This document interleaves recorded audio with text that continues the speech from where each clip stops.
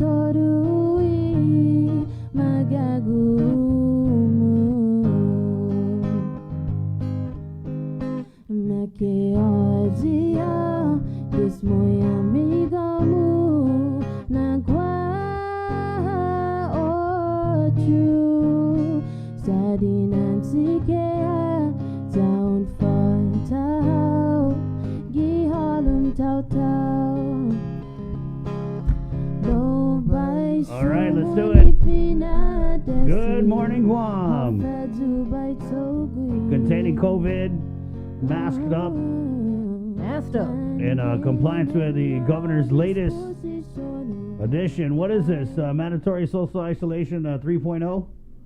I don't know. It's the latest update, and there's just a ton of news and information that we're going to do our best to bring to you guys this morning on Containing COVID. It's the KUAM News Takeover of Guam's favorite, I-94, and let's get right to it. Sabrina, let's give them all the latest news. All right, 11:05 p.m. That's the latest information from the Joint Information Center. The Department of Public Health testing 38 individuals for COVID-19 on Sunday.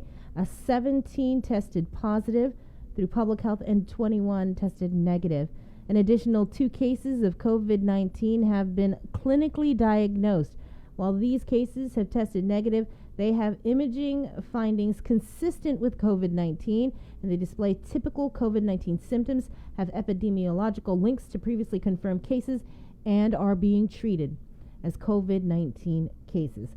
Public Health's overall count includes 9 positive cases that were tested by the Naval Health Research Center in San Diego, and to date, a total of 110 cases tested positive and 2 were clinically diagnosed, with 23 recoveries and 4 deaths. Actually, this says 112 total on this report. Okay. Meanwhile, on Sunday, the governor, she held a media briefing with the press where she announced several things, including the extension of her public health emergency for Guam.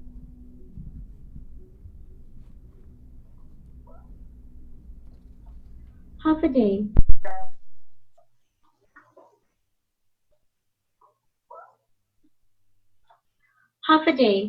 As of last night, we have a total of 93 confirmed cases of COVID-19 with 4 deaths and 20 patients who have recovered. For many of the faithful, Palm Sunday is a time of hope. The declaration that in this holiest of weeks, the light will defeat the dark and life can triumph over death. As we celebrate this day and approach Easter Sunday, we must also acknowledge that faith without good works is nothing. That while we should all hope for miracles, it is wise not to rely on them alone. For us, this means that our hope must come with action, or in this case, inaction. By staying at home and limiting your social interactions, we can significantly reduce the number of cases, and we will begin to see more recovery. While we have directed most people to work from home, there are so many government employees who are working tirelessly to respond to the crisis behind the scenes or on the front lines, including nurses, social workers, clinicians, and public safety officers who are performing essential services during a very uncertain and stressful time, risking their lives for all of us. This is why I will sign Executive Order 2020-08, which would implement a COVID-19 response differential pay policy. Under this policy, Government of Guam employees will receive differential pay of up to 25% of their regular wages, depending on their risk of exposure to COVID-19. There are no words to express my gratitude and appreciation for those who risk themselves to keep others safe. And while no amount of pay would be sufficient in times like this, what we can give is certainly well earned. We will do all we can to make your lives easier, and this differential pay policy is a recognition of the risk you have taken in order to do your job. Let me be clear, this policy is prospective. That means it is effective today. Unfortunately, I do not have the legal authority to apply this differential to the start of this crisis. I need legislative authorization to do that, and I have written to the Speaker requesting that authority as soon as it is possible. Since the onset of this pandemic, I took aggressive steps to protect us. I closed all non-essential government operations as well as public and private schools, and non-essential businesses and facilities were mandated to temporarily cease operations. To continue flattening the curve, I signed Executive Order 2020-09. Under this new executive order, no social gatherings of any kind will be permitted. All employees working in essential businesses or functions will be required to wear masks during hours of operation. All essential businesses must limit their transactions to essential items. These items include, but are not limited to, medical supply, pharmaceuticals, items that sustain life, and items that maintain the home. And effective today, the public health emergency is extended to May 5th, 2020. I know there will be some out there who say that this is not enough. A letter from Vice Speaker Nelson and Senator Shelton echoed what others in the community have requested: severe action to respond to those on our island that have been unwilling to follow public health guidance in the shadow of this deadly virus. This pandemic, evidenced by how it has affected the entire world, is unprecedented in the modern era. And while other nations using extraordinary powers have had some progress in curtailing the spread of COVID-19, those jurisdictions do not recognize the same strong fundamental rights afforded to Guam's people by the Constitution. As governor, I must take strong measures to defeat COVID-19 while recognizing the rights of individuals grounded in the Organic Act. While it was my intent to roll out a series of enhanced enforcement measures, my consultations with the Attorney General of Guam make clear that this new threat requires additional enforcement powers that can only be granted by the legislature. In response, I will submit a letter to the Speaker to work with her colleagues to immediately author and pass legislation granting the governor the power to limit movement to that which is needed for the support of essential businesses, the maintenance of life sustenance, and emergent medical needs during a public health emergency. I also ask that the legislature mirror the efforts of other legislative bodies throughout the nation that have authorized methods of enforcement, including the issuance of significant fines and penalties to those who violate an executive order. While these needs are immediate, I respect that the legislature must take the necessary precautions to ensure the safety of its members and support staff amid this virus. For this reason, I urge the Speaker to act as quickly as their responsible judgment will allow. I know some of you won't understand why I can't enact stronger measures all by myself. Given this emergency, I would take those steps if I could. But democracies require balance, and the AG has made clear that the tools I need must come from the legislature. In the short time since this public health emergency started, we secured designation under FEMA as a national disaster area. We achieved reimbursable use of the National Guard under Title 32, lobbied with the states and governors to receive federal authorization for $100 million in direct aid to Guam. We qualified SBA's Economic Injury Disaster Loan Program, and within 48 hours of its enactment into law, I signed the necessary Memorandum of Agreement to see emergency unemployment benefits on Guam.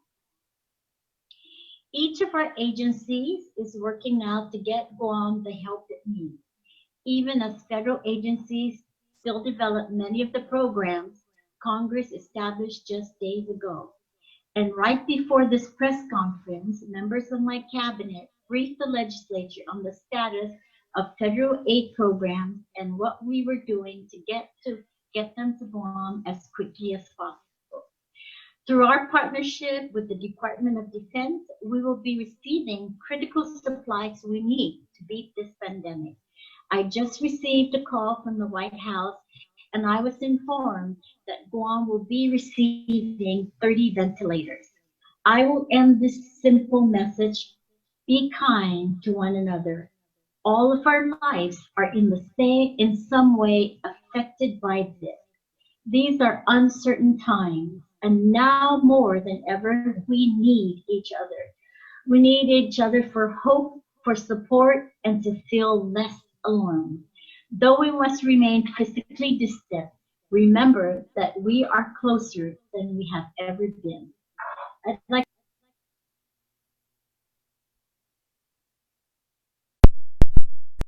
for declaration of a public health emergency for Guam until December. 25% pay differential to essential employees in the course of their duties who are in direct contact or in close physical proximity to a population infected with COVID-19. Category 2, 15% pay differential to essential employees in the course of their duties.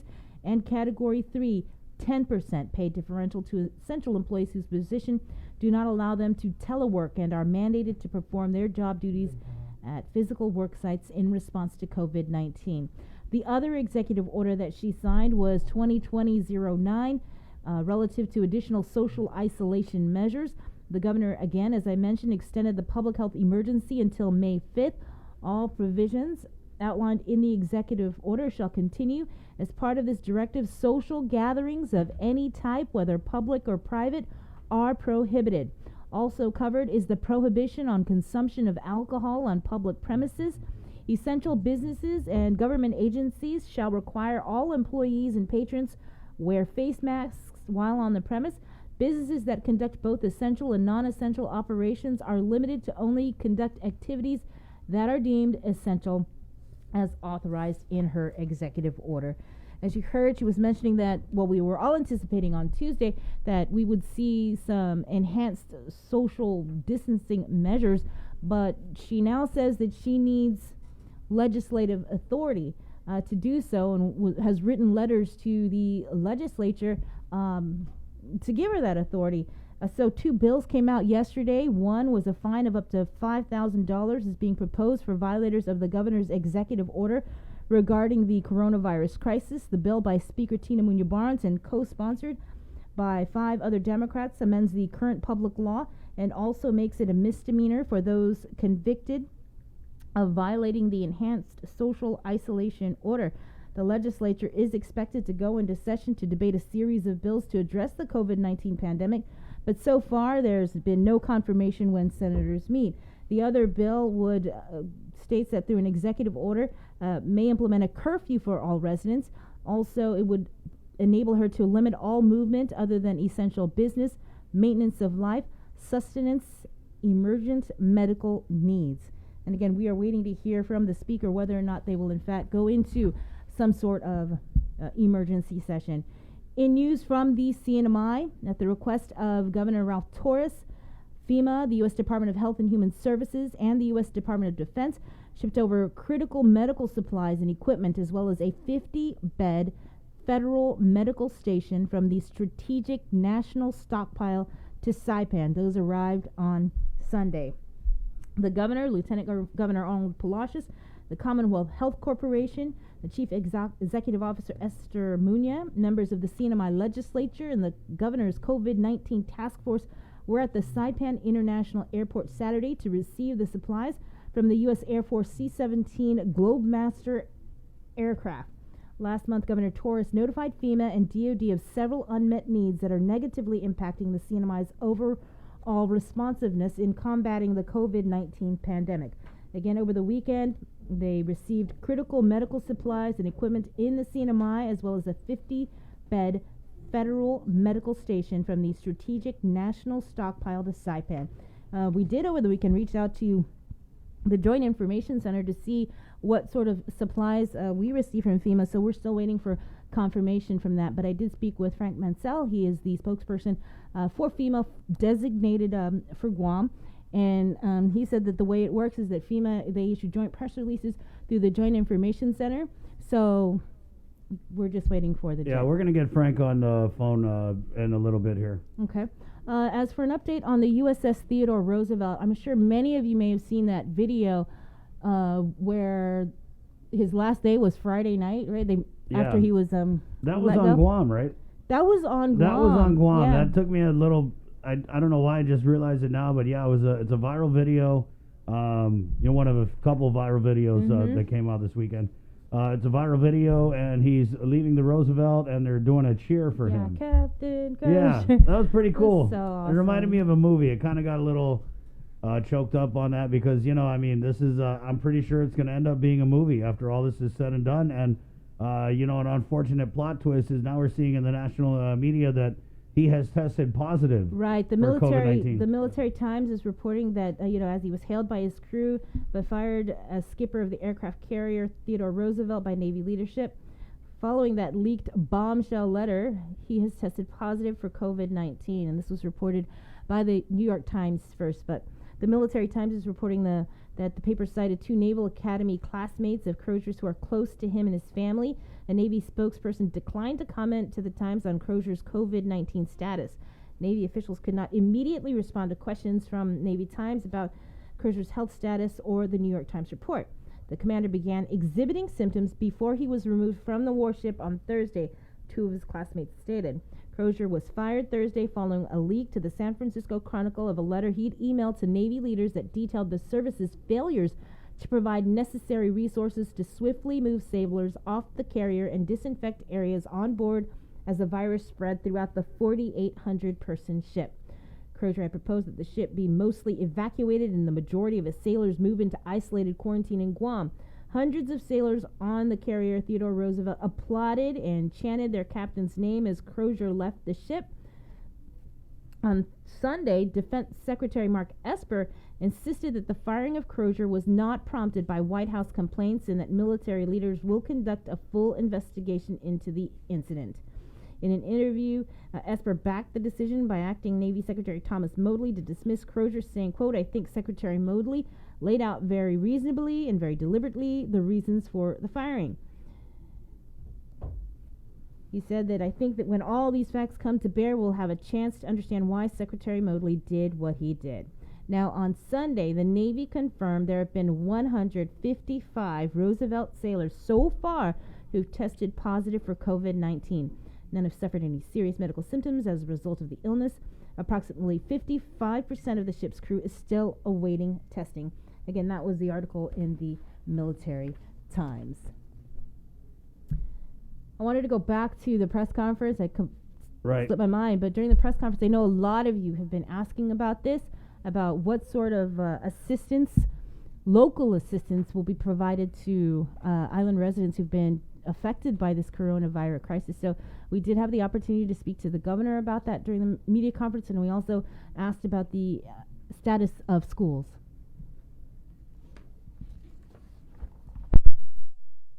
Hello? Hi. Hi, Governor. I wanted to follow up on something that Maureen had asked regarding the stimulus checks, and it appears that it's 3 weeks away. And I know this is something that other media have asked repeatedly regarding, is there any sort of local programs, local funding that can be used to help residents of Guam that have been displaced, furloughed, or their hours have been reduced?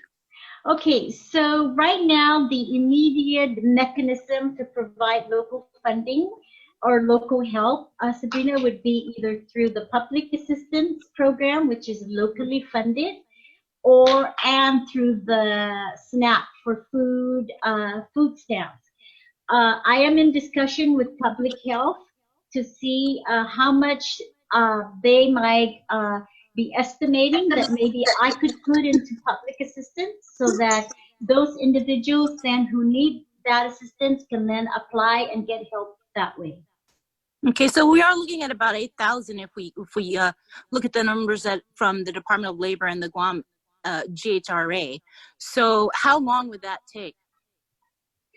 Well, what we need to do is look at the 8,000. If it's 8,000, I don't know if that is a solid number, but say 8,000, and then would have to look at, well, what is it that we can afford given our financial situation, and then we can go from there. I can also look at, and the reason I think this might be very feasible is that whatever I then provide, it's sort of like advancing them ahead, right? For for some cash help to provide them with, you know, their living and their sustainability and the sustenance. So it could be reimbursed, but I need to look at what available monies there are for me to be able to do that. Okay.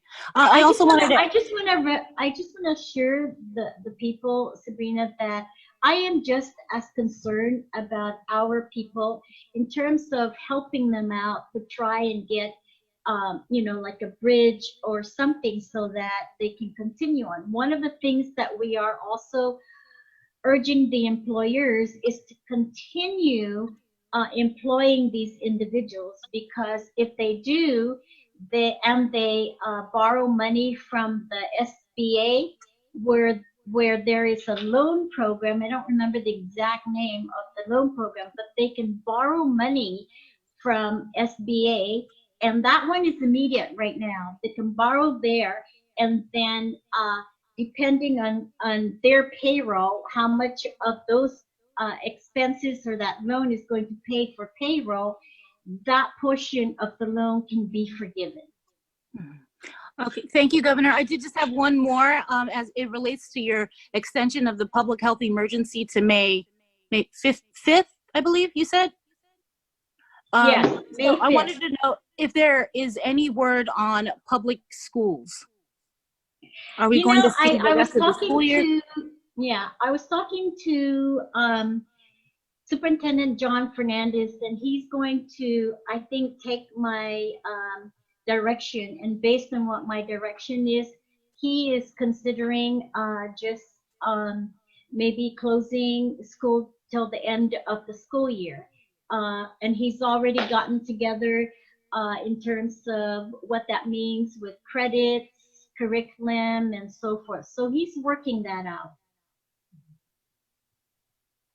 Thank you, Sabrina.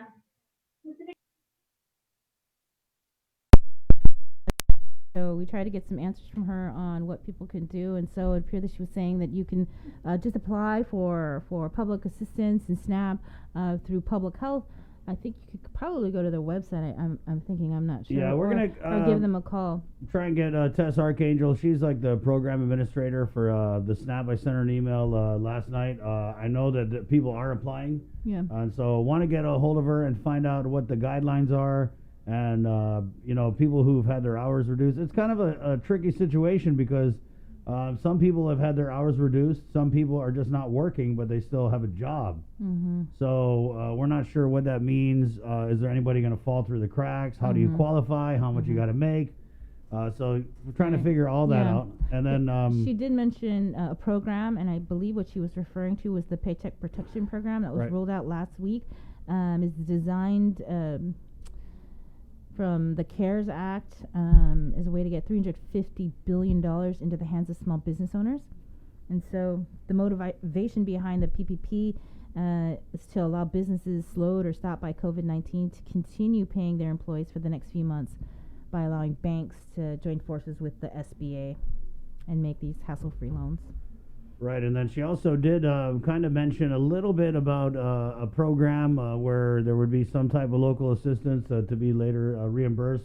Yeah, but there was, she didn't have a really lot get of into details. it. Yeah, I think they're just working on that, or maybe even with the legislature. I don't know. I think what's interesting is, you know, we just had a very heated conversation with Speaker Tina Munoz Barnes last week about how the administration and the INI senators,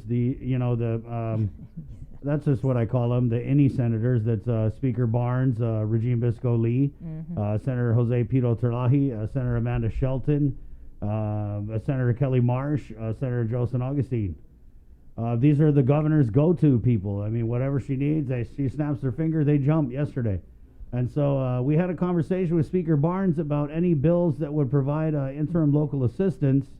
And, you know, we basically got a whole bunch of, it's so hard and we don't know. And then the governor had said no session. It's funny, if you really track it over the course of like the last week, we've gone from the governor telling senators to stand down, do not go into session, I got this, don't spend any of our money, to, of course, Friday she had revealed a little bit about her plan and these extension of orders and how they were going to tighten it up. She said she was going to announce that Saturday. That never happened. Instead, the island was kind of holding our breath all weekend. It was very irresponsible. Sunday, we got the announcement, and it was like, oh, we need the senators now because we don't have the authority. So now I'm wondering if they figure out their Zoom or how they're going to do this, or if some of them are actually going to go show up. Right. So it'll be interesting to see how this all pans out. It's interesting to me because when the governor says jump, all of a sudden it's like now we're going to have session and we're going to do all this stuff. But when it was the people of Guam asking for local assistance, there was no desire, no need to have session. So. Well, I think it's clear that something has to be done with 112 deaths. Right. 112 confirmed positive cases now on Guam. But for me, like, I don't know. I just don't understand why is it now that we're just realizing that she doesn't have the legal authority this to is do this so is a failure. When I thought that maybe we were planning ahead here. But yeah, I mean that's just me. Yeah. So and I guess all we can do at this point is hope that these guys figure out a way to get into session and give the governor the authority that she needs to get these. Well, it looks like they're already doing that. I mean, they pulled these bills out of nowhere, and now they've got bills that one of them would fine people up to $5,000 for violating.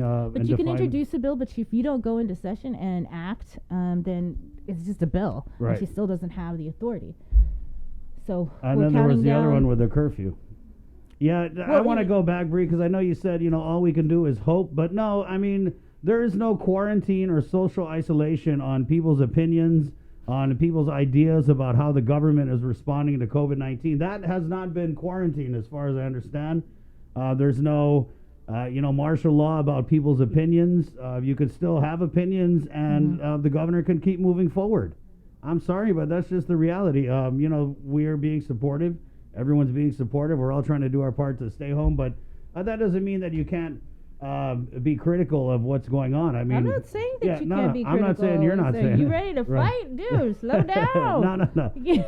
But you're right. I mean, we didn't think that this was going to escalate to this point. Like, no one in the governor's legal team said, hey, in the event that we need to declare some kind of full lockdown, let me go hit the law books and figure it out. It just seems like everything is rapidly evolving, and we're all on this rapidly evolving roller coaster. I mean, we see in the span of the last week, we went from no session to I'm going to do this to no announcement to now I'm going to do this, but I can't because I need the senators. So no, I feel your frustration. Yeah, it's frustrating. You know me. We've talked about this, and I've been just as frustrated as you have been, and not even just frustrated, extremely disappointed. Yeah. But at this point, what can we do? Yeah, I know. What can we do other than senators? Wake up. Get into emergency session. Figure it out. But give don't her the authority she needs. Don't just get into emergency session to give the governor more power, because that seems like why they always go to emergency session.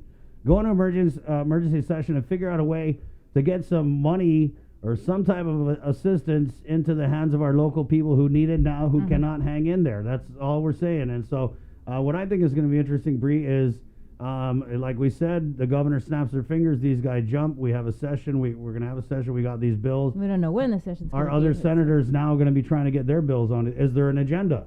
Right, and actually there are a couple of different bills. There was the bill, goodness gracious. There's a few. Talina, the vice speaker, she wants a bill, I think, related to the healthcare workers that maybe have lodging for them so they don't go home after, because it's one thing that they're going to have to worry about.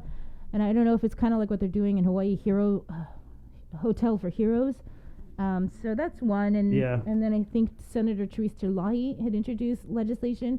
She introduced a Bill 333, I believe, that it would allow for emergency hiring to get people to kind of facilitate the doling out of this federal assistance, and also to instill timelines on when the government of Guam puts out this assistance. Yeah. So there's quite a few bills that have been introduced. Yeah.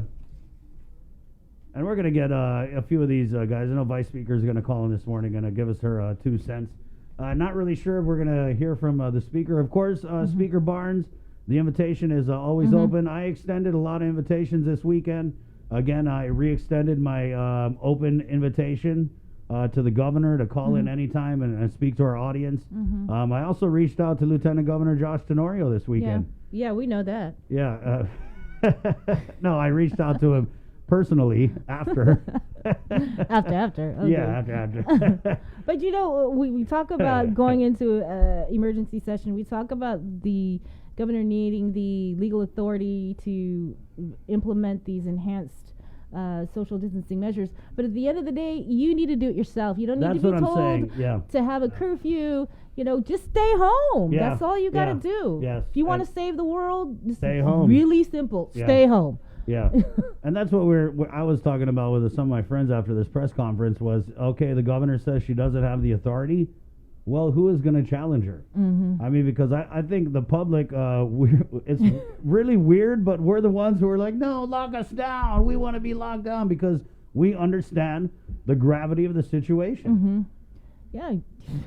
And so, that's what I kind of tweeted something like that. Like, we don't need to wait for the senators to mobilize to figure out a Zoom or the governor to have the power. We actually have the power, the real power. Yeah, and that is what Dr. Hoa Win said with the Guam Medical Association during that press conference last week, which I felt was extremely powerful, is that we are at war with an invisible enemy. This is the worst war we're ever going to see or have ever been in. Right. And it's not the nurses or the doctors that are the frontliners. It is you. You need to own up. You need to take responsibility. Stay the F home and mask up and wash your hands. Yes. Shelter in place. There you go. So, are you feeling powerful, Guam? Because you are waking up this morning with a whole lot of power in you. You have the power to beat COVID-19. You do, and I'm saying do, that, exactly. the governor doesn't even have the power. Yeah. But we have the power. There you go. Oh. That was terrible. I got no muscles. It's 6:03. Yeah, working out. It's been hard. Yeah, and so this morning again, the order has been extended for another month, and there's just a ton of questions. What about power bills? What about people who slid paying their rent this month? Now they're looking at next month, right? What about evictions? What about all these orders that we had extended to April 13th?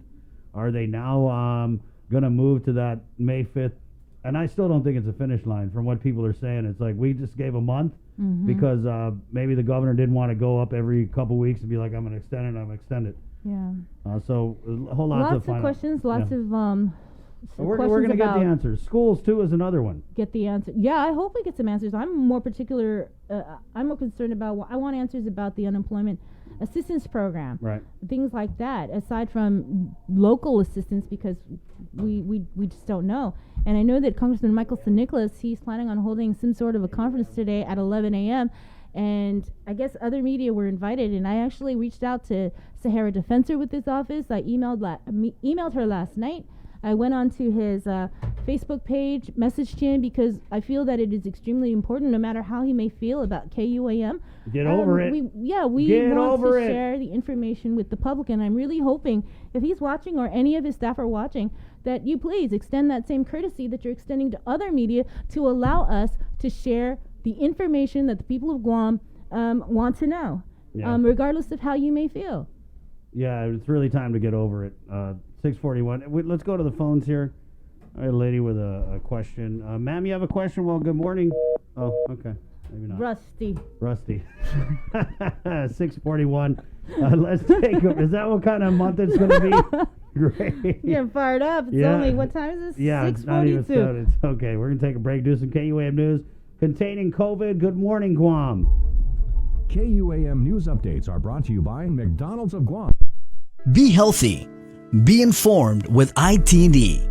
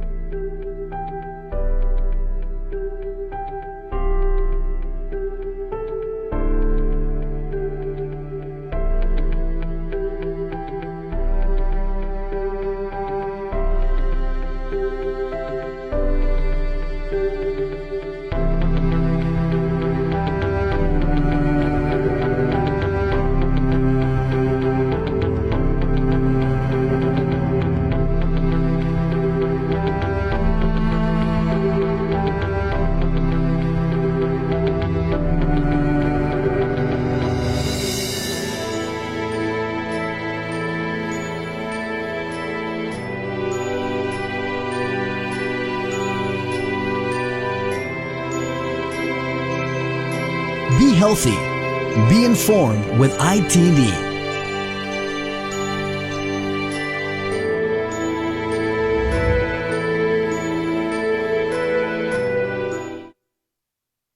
GU Self-Storage, conveniently located near the Harmon McDonald's. We offer affordable rates, online payments, and auto bill pay for your convenience. Plus gate access daily from 6 a.m. to 9 p.m. Call us today at 648-7867 for more information.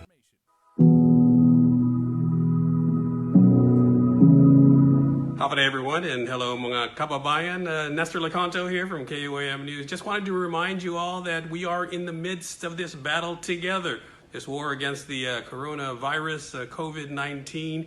And just wanted to remind you, one of the best things that we can do to fight this is to wash our hands. I saw something on TV, and you need to do this for at least 20 seconds. You can maybe sing Row, Row, Row Your Boat or Happy Birthday a couple of times, but make sure you get everything. Get the top of your palm, your hands, the bottom, your thumbs, in between your fingers, and you can even use just regular soap and water. But just wanted to remind you that we're all in this together. We're going to get through this. And finally, stay home. That's very, very important. Nestor Lecanto for KUAM News.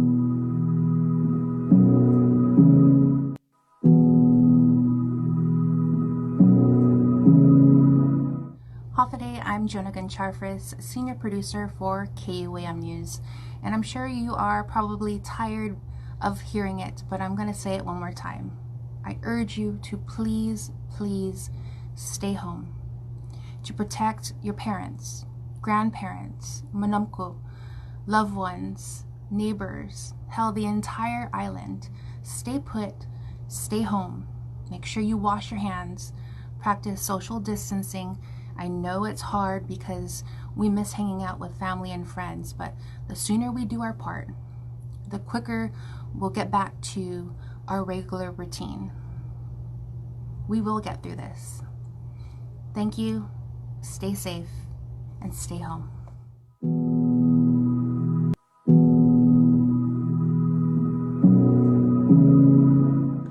Hafade Guam, Adriana Cotero here, and I am currently reporting from home.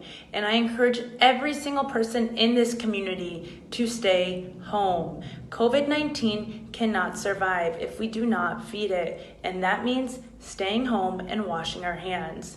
Now, I know I've heard people my age in their mid-20s say, it's okay, we're young, we're healthy, we have strong immune systems, we could fight it. That's not true, and we also don't know who we could potentially be exposing. The only way that we can fight it is if we stay home. It is our duty to stop the spread and to stay home. Be safe, Guam.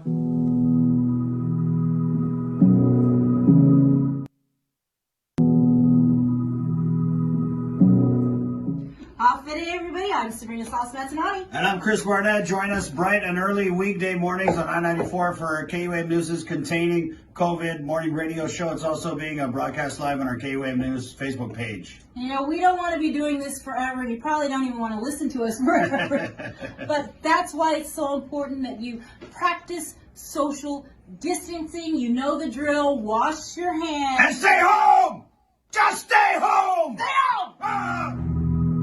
GU Self-Storage, conveniently located near the Harmon McDonald's, offers fully covered loading and unloading area with individual pin-coded gate and door access. Call us today at 648-7867 for more information.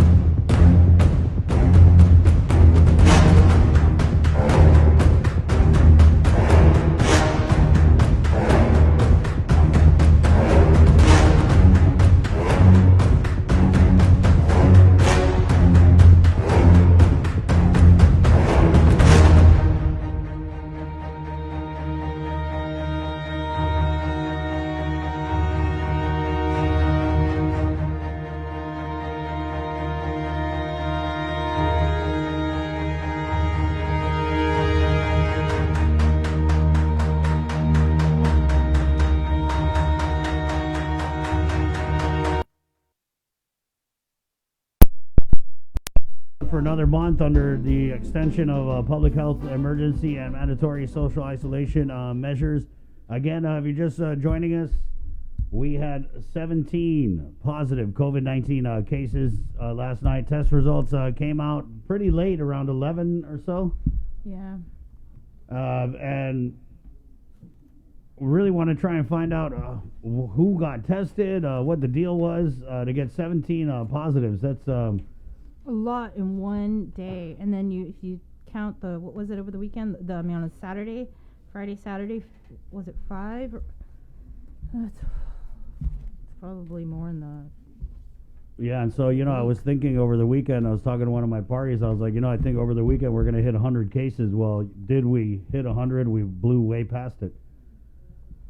And so, there's all that information to unpack. The press conference later on, I'm pretty sure, has been the routine where they bring up Linda DeNorsi, and then she talks about the previous night's testing. The one thing, though, that it was just briefly mentioned was is it Iglesia Ni Cristo Church? Is that the one over here in Dededo? I don't know how many. It is the Walt Disney. I call it the Walt Disney Church. It's right over really here. Pretty, it looks like Walt Disney with the gate. Right. So, yeah, I thought that was interesting because I don't remember who asked that question, and she said yes. They are doing testing of, I guess, people that attend that church. But I know that we heard in Saipan, because there was one person that tested positive and had recent travel history to Guam. We heard that he was part of this he or she, I'm not sure which one, but was part of a faith-based organization, and it was mentioned over there, and people were talking about, this person was part of the Iglesia Ni Cristo Church. Right. So Linda DeNorsi, when she was talking yesterday, said that she would be releasing more information on that, because we hadn't heard any other specific locations that were tied to any cases other than Holiday Bingo. Right. But, and it's interesting, in the CNMI, there was a photo circulating about a couple people who were from Iglesia Ni Cristo who had gone up to the CNMI. And so that was kind of a big mic drop for Linda to make, to basically say, yeah, Iglesia Ni Cristo, we're looking at this church and its role in the spread of COVID-19 on Guam, and it kind of looks like maybe we'll see the CNMI. You ever been to that church, Bree? I've never been to that church. I have. You have? Yes, I have. How was it? I was about 16 or so, and my uncle was going through this phase where he was trying all the different churches, and so I went to that church. I don't know if they still do it now, but it's one of those where the women sit on one side and the men sit on the other. Mm-hmm. And that's really? That's all I remember about it. Yeah. Well, how old are you? Probably like 14. 14. Oh, yeah. so you were young. That's it was just long a little time bit. ago. No, it was only about 5 years ago. Thanks. Hey, my birthday is this month. Yeah. My sister's birthday is, happy birthday to my sister Cassie. I don't know the time difference there in Florida, but it's her birthday today? It's her birthday, April 5th. So happy birthday. Sing a song for her. Come on, Happy birthday to you. Happy birthday to you. We should start singing happy birthday every day for people who are celebrating. What a bum deal to have your birthday during COVID-19. Yeah. I mean, but there's more things that are a bum deal. Yeah. When's your birthday? It's April 23rd. Mine's April 23rd, and Jason's is April 24th. Yeah. I see, girlfriend. Hey, 637-0094, 652. Let's get Sean Gumatato on the phone. Always a great perspective, and we haven't heard from him in a couple weeks. Well, yeah, and Sean is the former head of the Joint Information Center. He was the lead spokesperson for Governor Camacho in both his terms. Communications director. Hey, Sean. Hey, good morning, guys. And as you were singing happy birthday, I felt maybe I should go wash my hands. Right? That is the new hand washing song. Meaning. No, absolutely. Right. Sean, so let's just start with yesterday. That's as far back as I think Bree wants to go this morning. What? So yesterday, what did you make of the governor's announcement that she does not have the authority to, quote unquote, lock us down? I want to just go backwards just a little bit on this. In times of crisis, the governor has two communications tasks. The first one is to be realistic with the public, and the second is to reassure them. And believe it or not, Bree and Chris, the two would reinforce each other. So when we heard her yesterday talking about kind of the current situation, I think that as we're getting into, we're into the fourth week of this, it's important that we hear a little bit more from her, but not just from her, guys. I think that, and I think we should hear from other members of the cabinet. As a small business owner myself, and my wife and I, as we're starting our day, trying to get our heads wrapped around what's going to be the week ahead, and as other small businesses are waking up this morning, it's looking down the next 30 days, and how we are all going to make it through. You guys had great questions yesterday relative to small businesses, and I wanted just to jump out in front and say this, is that we're still waiting for an answer. I think the feds can't always be the answer. Yeah. But the local government, yes, as a former Guam employee, I understand the plight and the work of the government employees, but I think that they are missing the big picture, which is the small businesses and the businesses of Guam who are supporting all of that work today. Well, it was Chamber of Commerce chairperson who said that was 60-70% of the Chamber of Commerce is small businesses, but yet they weren't given necessarily a chair at the table in these discussions. So Christine Boleto, when we interviewed her a couple of weeks ago, was like, yeah, she got to participate in a Zoom conference, but she didn't get to ask questions. It was mainly just listening. And so, we actually should follow up with her to see if there's been any further communications to see what sort of assistance is out there. And I know... And that's a great point, because I listened to that interview too, and since then there really has been very little action. I will tell you, there's a couple conference calls that are happening. I think it's tomorrow and Wednesday. The U.S. the U.S. Small Business Administration is hosting a teleconference for small business to better understand some of the programs that are out there, the payroll protection program, this loan for COVID-19. I think most businesses have been out there. I talked to a lot of my friends in the business sector who are out there applying right now. But the craziest thing is that when when the country rolled out, but when Guam rolled out, some of these banks were not ready, and so they said, okay, well, in the program itself, it says, okay, well, you'll get an answer in 3 days. Now you're saying, now we're hearing that it'll be over a week or 3 weeks, and I got a chance to look at, read different articles across the country, and most places, Bree and Chris, are having the same problem. Just the expectations need to be tampered down a bit. Right. Again, is what we were talking about before, is that in communications has to be realistic. There's nothing wrong with telling us, okay, we're still getting it online, and we'll have it in a couple days. But I tell you, I had to get a VPN just to apply for the SBA program, and that was, I think most of my friends here were like, you had to get a VPN on your computer just to get access. Right. It was absolutely crazy.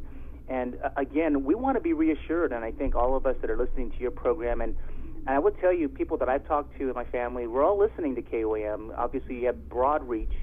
And the broadest, Sean. I mean, it's all listening to this and getting all the information. Right. Yeah, I totally agree with you. I think that there's so many facets of this COVID-19. I mean, there's obviously the most important thing is fighting the spread and testing people and dealing with it from a medical and public health perspective. But also looming very large and not even in the background anymore are all of these economic and financial issues. Running the gamut from big businesses to small businesses and everybody underneath that. I mean, there's a whole bunch of people. Bree threw out the number yesterday. The governor seemed to have a problem with it. 8,000 workers who have been affected. And there's about, I want to say 30. I think GHRA President Mary Rhodes, the last time we talked to her, we asked for a number because we were talking about the unemployment assistance program, and she was mentioning, I think, over 3,000. And then I think you interviewed, or it may have been a question during one of the press briefings, Department of Labor Director Dave Della Sola was mentioning that it's an estimated 5,000, and that was outside of the tourism industry. Yeah, so I don't know, 5,000 plus 3,000, is that 8,000? Whatever. Adding and minusing up. But I would tell you that if we can talk about a COVID hero, Mary Rhodes from the Guam Hotel and Restaurant Association, in terms of information to the public, she's been absolutely critical and explain the entire process with this whole move of the Theodore Roosevelt. I would tell you, your interview that you guys did just last week was very important, and that's the kind of thing. Those are the kinds of information that we need from our government leaders.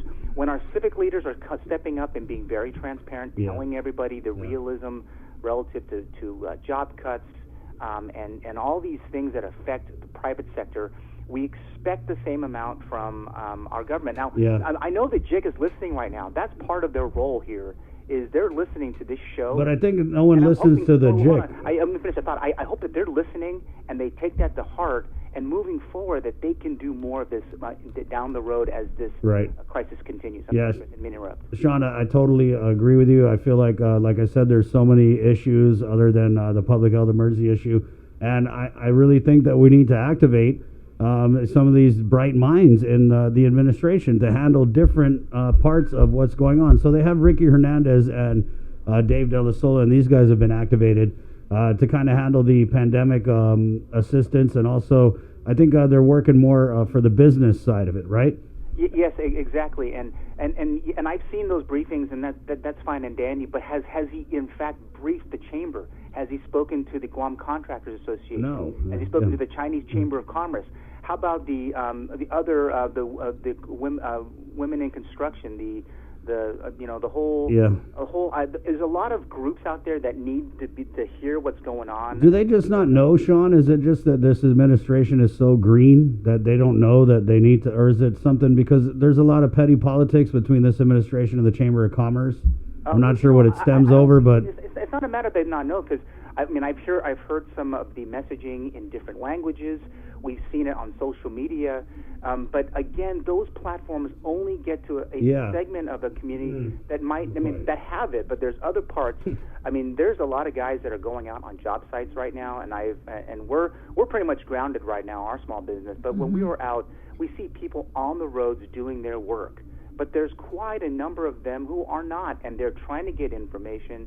And we rely on folks like KUAM and other broadcast partners and print partners of the government of Guam to be able to get the word out accurately and quickly. Now, the 1 o'clock press conference that turned into a 2 o'clock press conference. That turned into a no Saturday press conference? Are you talking about that? I was short of WhatsApping Bree on Saturday, because we'll have more information for you tomorrow. This is just ridiculous. It's ridiculous, Sean. I have such a problem with it, and it's not even nitpicking. It's that people out here, because we're kind of left holding the bag. Yeah, for all the missteps, on Friday. The miscommunication, the governor saying this and saying that and saying a lot of things.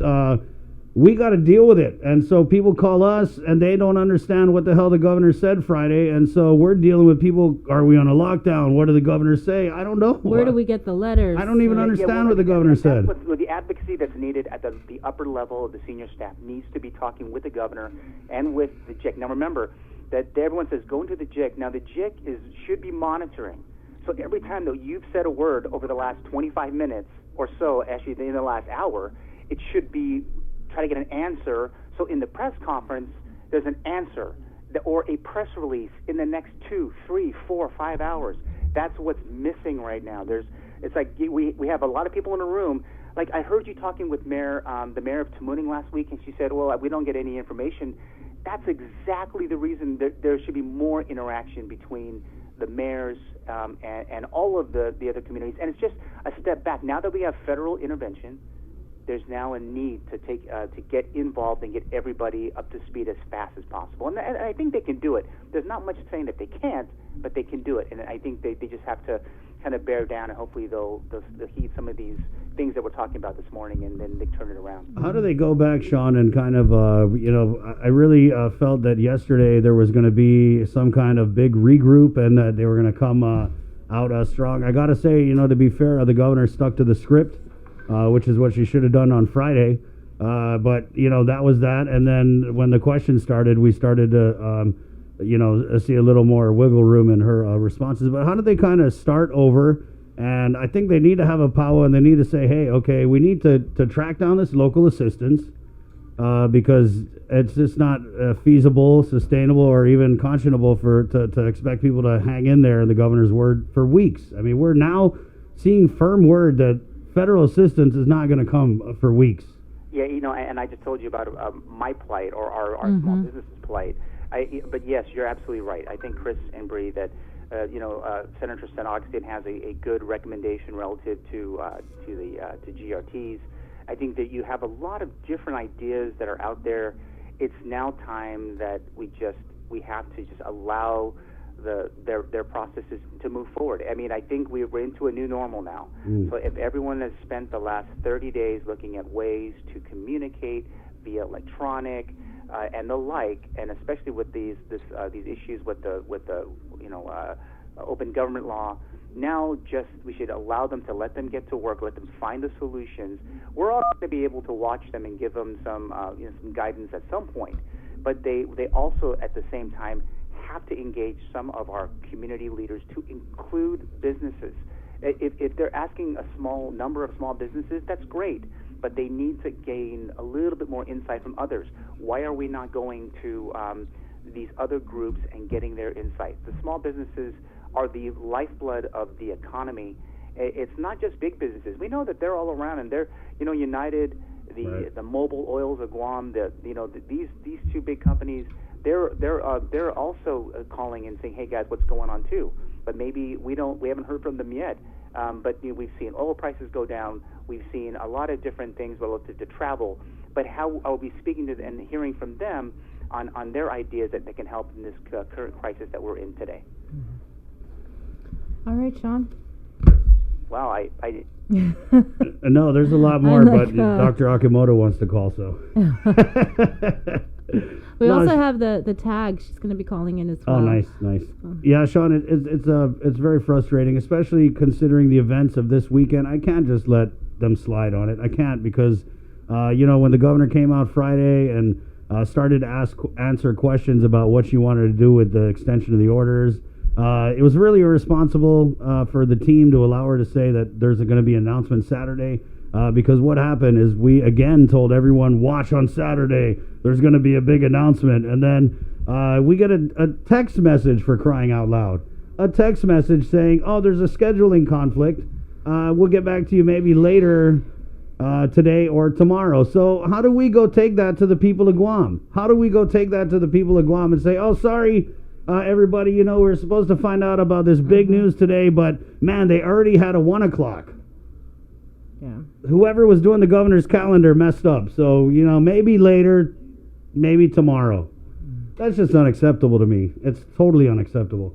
And then to come out yesterday and say after, 2 days of us anticipating what you're going to do, to all of a sudden you don't have the authority.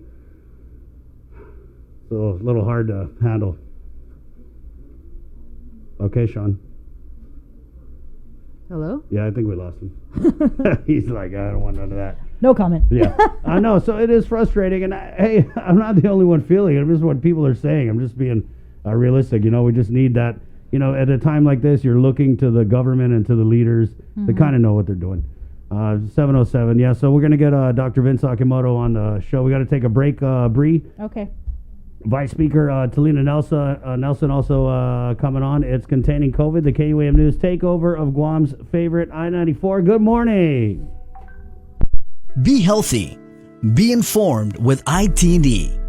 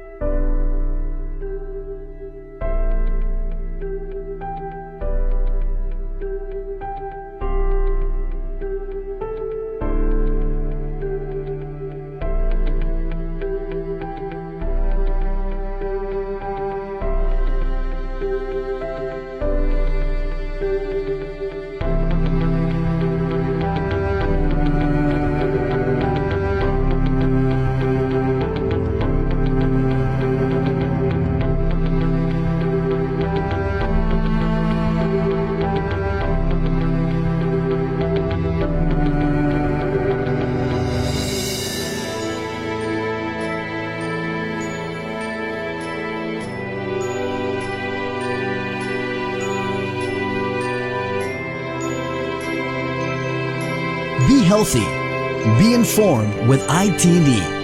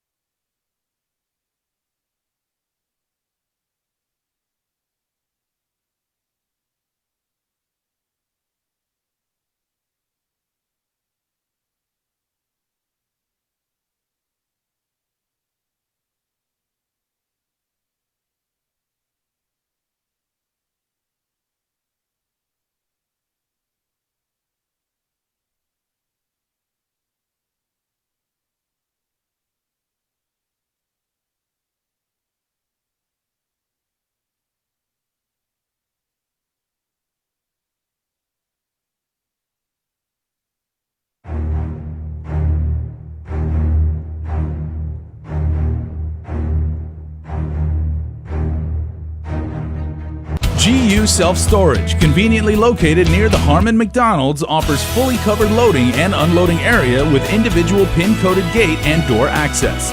Call us today at 648-7867 for more information.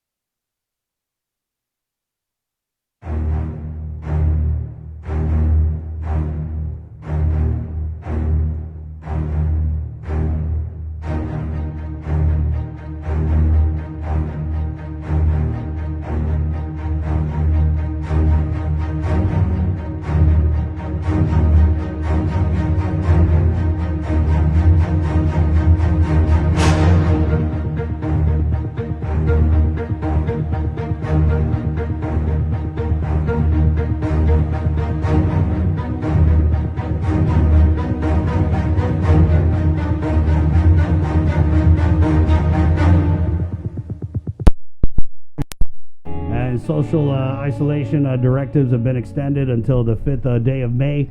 If you're just joining us, what is happening is she is wanting to lock us down further, but in a press conference yesterday, she said that she doesn't have the authority, and so now she's kicked it over to the legislature. They, pulled a couple bills out of God knows where, and now we're just waiting for session, the determination on when we're going to have session. So what can happen, though, is that all social gatherings of any type, whether public or private, they are prohibited now.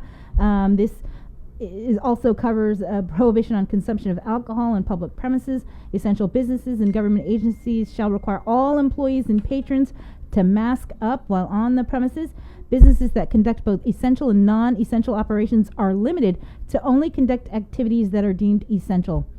Additionally, there was something else she mentioned during a press conference that these essential businesses that are open, they can only sell essential items. Right, and so I was on the phone with Linda DeNorsi a little bit while ago. She's getting ready.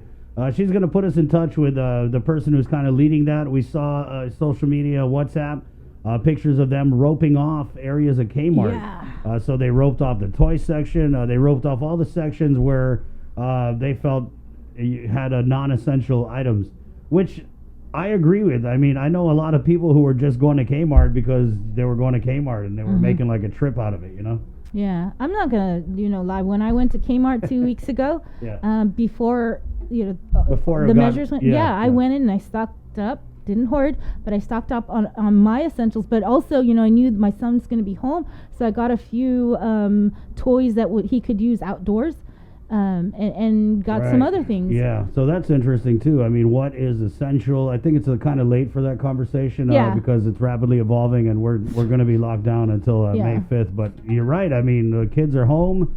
God, I hope you guys bought some crayons and some paper and some stuff for the kids to do. 7:13, every minute of his time is so precious, so we want to get Dr. Vince Akimoto on the line. Good morning, Doc. Hello. Good morning, Doc. Let me try it again. I don't. Nope. Okay. Well, Rusty. I got Simon Every time Sanchez. he does that, everybody say Rusty. Okay. Rusty. It's not me. We got Simon Sanchez from the Consolidated Commission on Utilities. Good morning, Simon.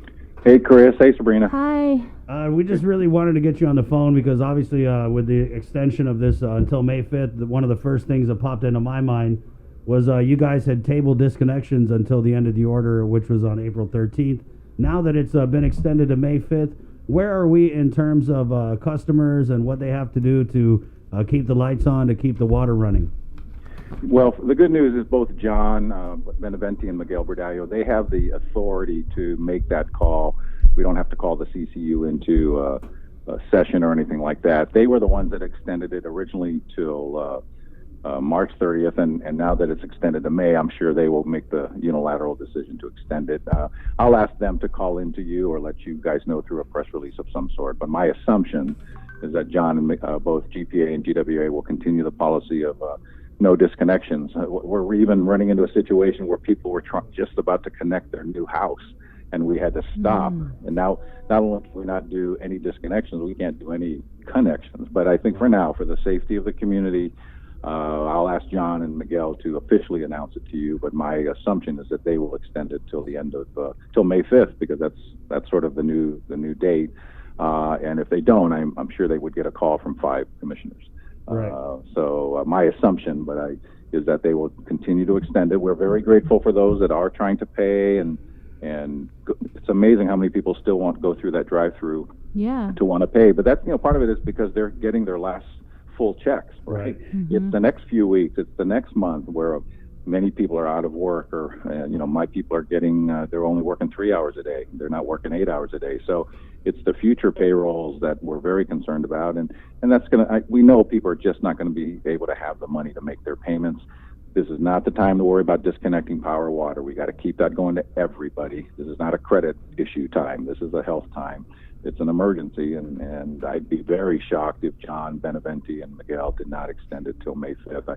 That would be my recommendation to them. I'll ask them to make a decision and reach out to the public, to you folks, and to the media, and to announce any changes. For now, if you do want to still pay, and if you are able to pay, I believe it's now 6:30 to 3 or 6:30 to 2. I think you've been announcing it. Yeah, you can go earlier, and it's only Monday through Friday. But the whole idea of not assembling, of not gathering, of not being with each other, you don't have to pay if you're not worried. If you are worried about just transmittal of diseases, if you just don't want to be around people, don't worry about not paying your bill. Save your money, hoard it. There'll be a time to pay it, and whatever balances is owed, we'll work it out. So, it's not a time to have anybody worry about power or water. Wow. Thanks. That's so reassuring. Good to hear. Yeah, that's how you do it, guys. That's how you reassure people right there. Yeah, it's tough, and I appreciate your frustration. I've been listening to.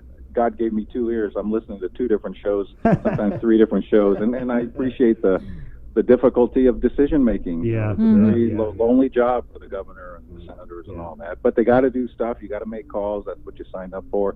And it's an uncertain time, and I think that that's what frustrates everyone, is the uncertainty, right? When is it going to end? Not every day there's a new set of rules. Now all of our employees, we're garbing up. We're finding ways to make those masks that you can make from handkerchiefs, bandanas, and rubber bands, and headgear for my wife that she's made. So just to make sure that we don't spread it. Still trying to do some exercise. Just came from a walk 6 feet apart. 30-minute walk in the morning, just to try to keep going, keep whatever sanity you can keep these days. But thank you all for the information and the outreach and the advocacy, and yell at them with one voice, but also support the leadership. It's a tough call. Even if you were governor for a day, you figure somebody else be yelling at you for somebody that doesn't agree with you be yelling at you for. But I would know that comes with the territory. Well, I think they know it comes with the territory. These are not people that the governor's been around. She's won elections. She's lost elections. She's been elected. She's a veteran, and she's making her call. But you have the right to question and disagree and suggest alternatives. And I hope the legislature also takes advantage of. They have some powers. I've had some ideas about things they could do for immediate relief. They seem hesitant to want to do that. What are some of those ideas, Si? Let's go and put your former lawmaker hat on. Well, one of the things I thought about was the liquid fuels tax, for example. We charge 16 cents a gallon, I think, is our tax. It's the local tax, right? And it was just raised, I think, a year or two ago, a couple cents. maybe for the next 3-6 months, you cut that thing by 10 cents a gallon. Now, on the one hand, you're saying, hey, you don't want to make it easier for people to travel, right? I get that side. But for those that are essential, for those people that are delivering, for the doctors and nurses that still have to go to work, if we could knock off 10, 12 cents a gallon and sacrifice some liquid fuel tax for the next 6 months or for whatever. I know it's committed to bonds. No one's going to default on a bond. Everybody is giving them, every lender in the world knows they're going to extend payments to the borrowers. You know, so if for 6 months. They read the news, in other words. Yeah. And they're getting, this is a global thing. So for 6 months, if you took 10 cents a gallon off the liquid fuels tax, well, you know, if you're doing 20 gallons or 15 gallons, that's $1.50, $2. You do that 2-3 times, it adds up. Those are little things you can do. There's no magic bullet. There's no, hey, here's a bill, we'll introduce it, we'll pass it, and everyone gets, $1,000 a month. GovGuam doesn't have that kind of money. Right. But GovGuam could sacrifice some revenue. And GovGuam's going to have to worry about whether you defer GRT or not. There's no GRT coming in the next 30, 60, 90 days. You know, my business is down 50% from a year ago, but in the last 2 weeks, it's down 90%. We're only doing the military. We're only doing GRMC, and which is essential, and that's all we should be doing. But my people are not working 8 hours a day. They're working 3 hours a day. We're done by noon. We don't work on the weekends. And so their paychecks and paychecks of many other businesses and employees are going to get smaller and smaller. And everything you can do to mitigate that, like not turning off their power, not turning off their water. But on the GovGuam side, I think they could give up some liquid fuels tax. That's the one I thought about. The GRT argument is almost moot now because there's going to be the GRT the businesses are going to be reporting next month is nada, daza. What's 5% of nothing? Yeah, so 5 or 4%. 4%, yeah. Right, but nonetheless, those that do have some income, they could use that extra percent if it allows us to keep people employed. I know many of us in the business community, we're all flocking to the SBA programs that were in the CARE federal legislation. All of our companies were going over it this weekend. I've already turned in my application on Friday. Those businesses that can participate should, because there's incentives to pay your employees. You've got to, in one of the programs, one of the better programs, you've got to use 75% of the proceeds that you would borrow for your payroll. But if you do that, it's a grant.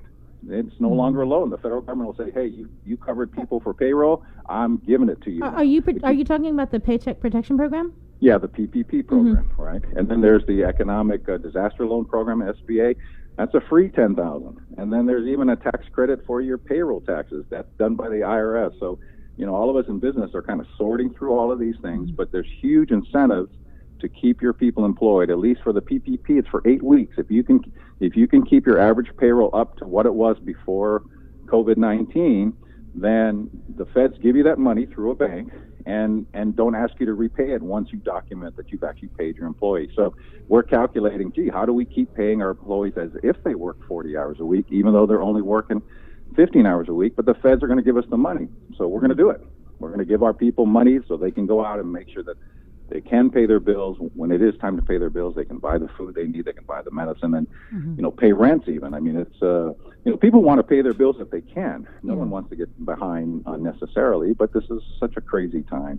But businesses should take advantage of that program. I know many businesses are. Many banks are working overtime to make sure that they can do the paperwork and get those in, because no one knows how far this money's going to go from the federal side. And when you watch the federal discussions, they know they're going to probably have to repeat a couple of $2 trillion appropriations. Right. Yeah. Because no one knows when it's going to end. Yeah.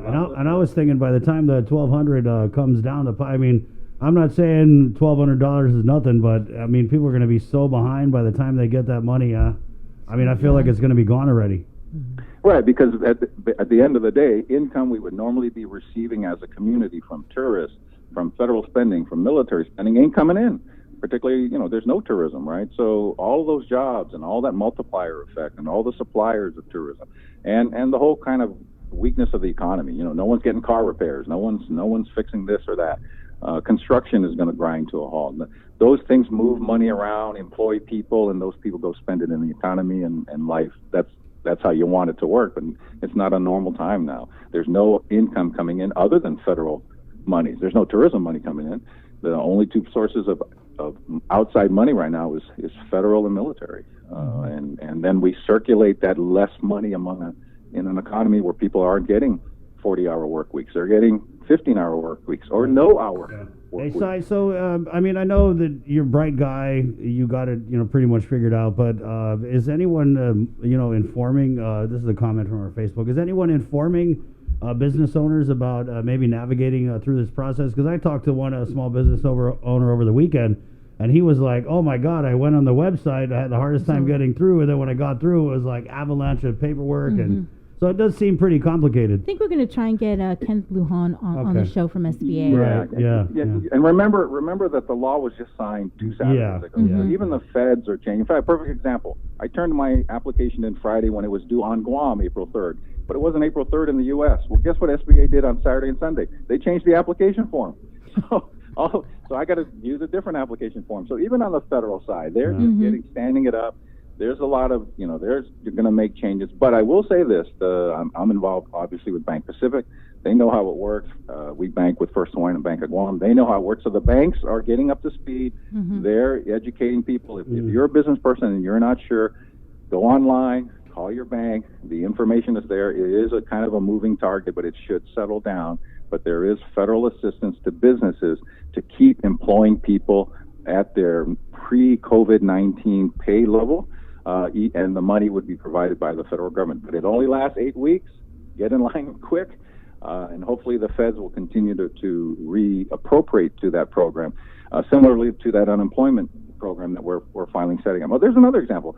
I think Senator Nelson's trying to fund an unemployment program. We're going to have one now through the federal DOL. When Dave De La Sola says it's ready to go, there's nothing stopping the local government from throwing some more money into that. Right. You don't have to just rely on the federal side. And that was the bill that she wanted to have an emergency session on weeks ago, but they ended up not having that. Yeah, some of them might have been chicken and the egg because there's no program. But now that there's a program, there's going to be a program there. According to the governor and the team, they're setting one up with DOL US.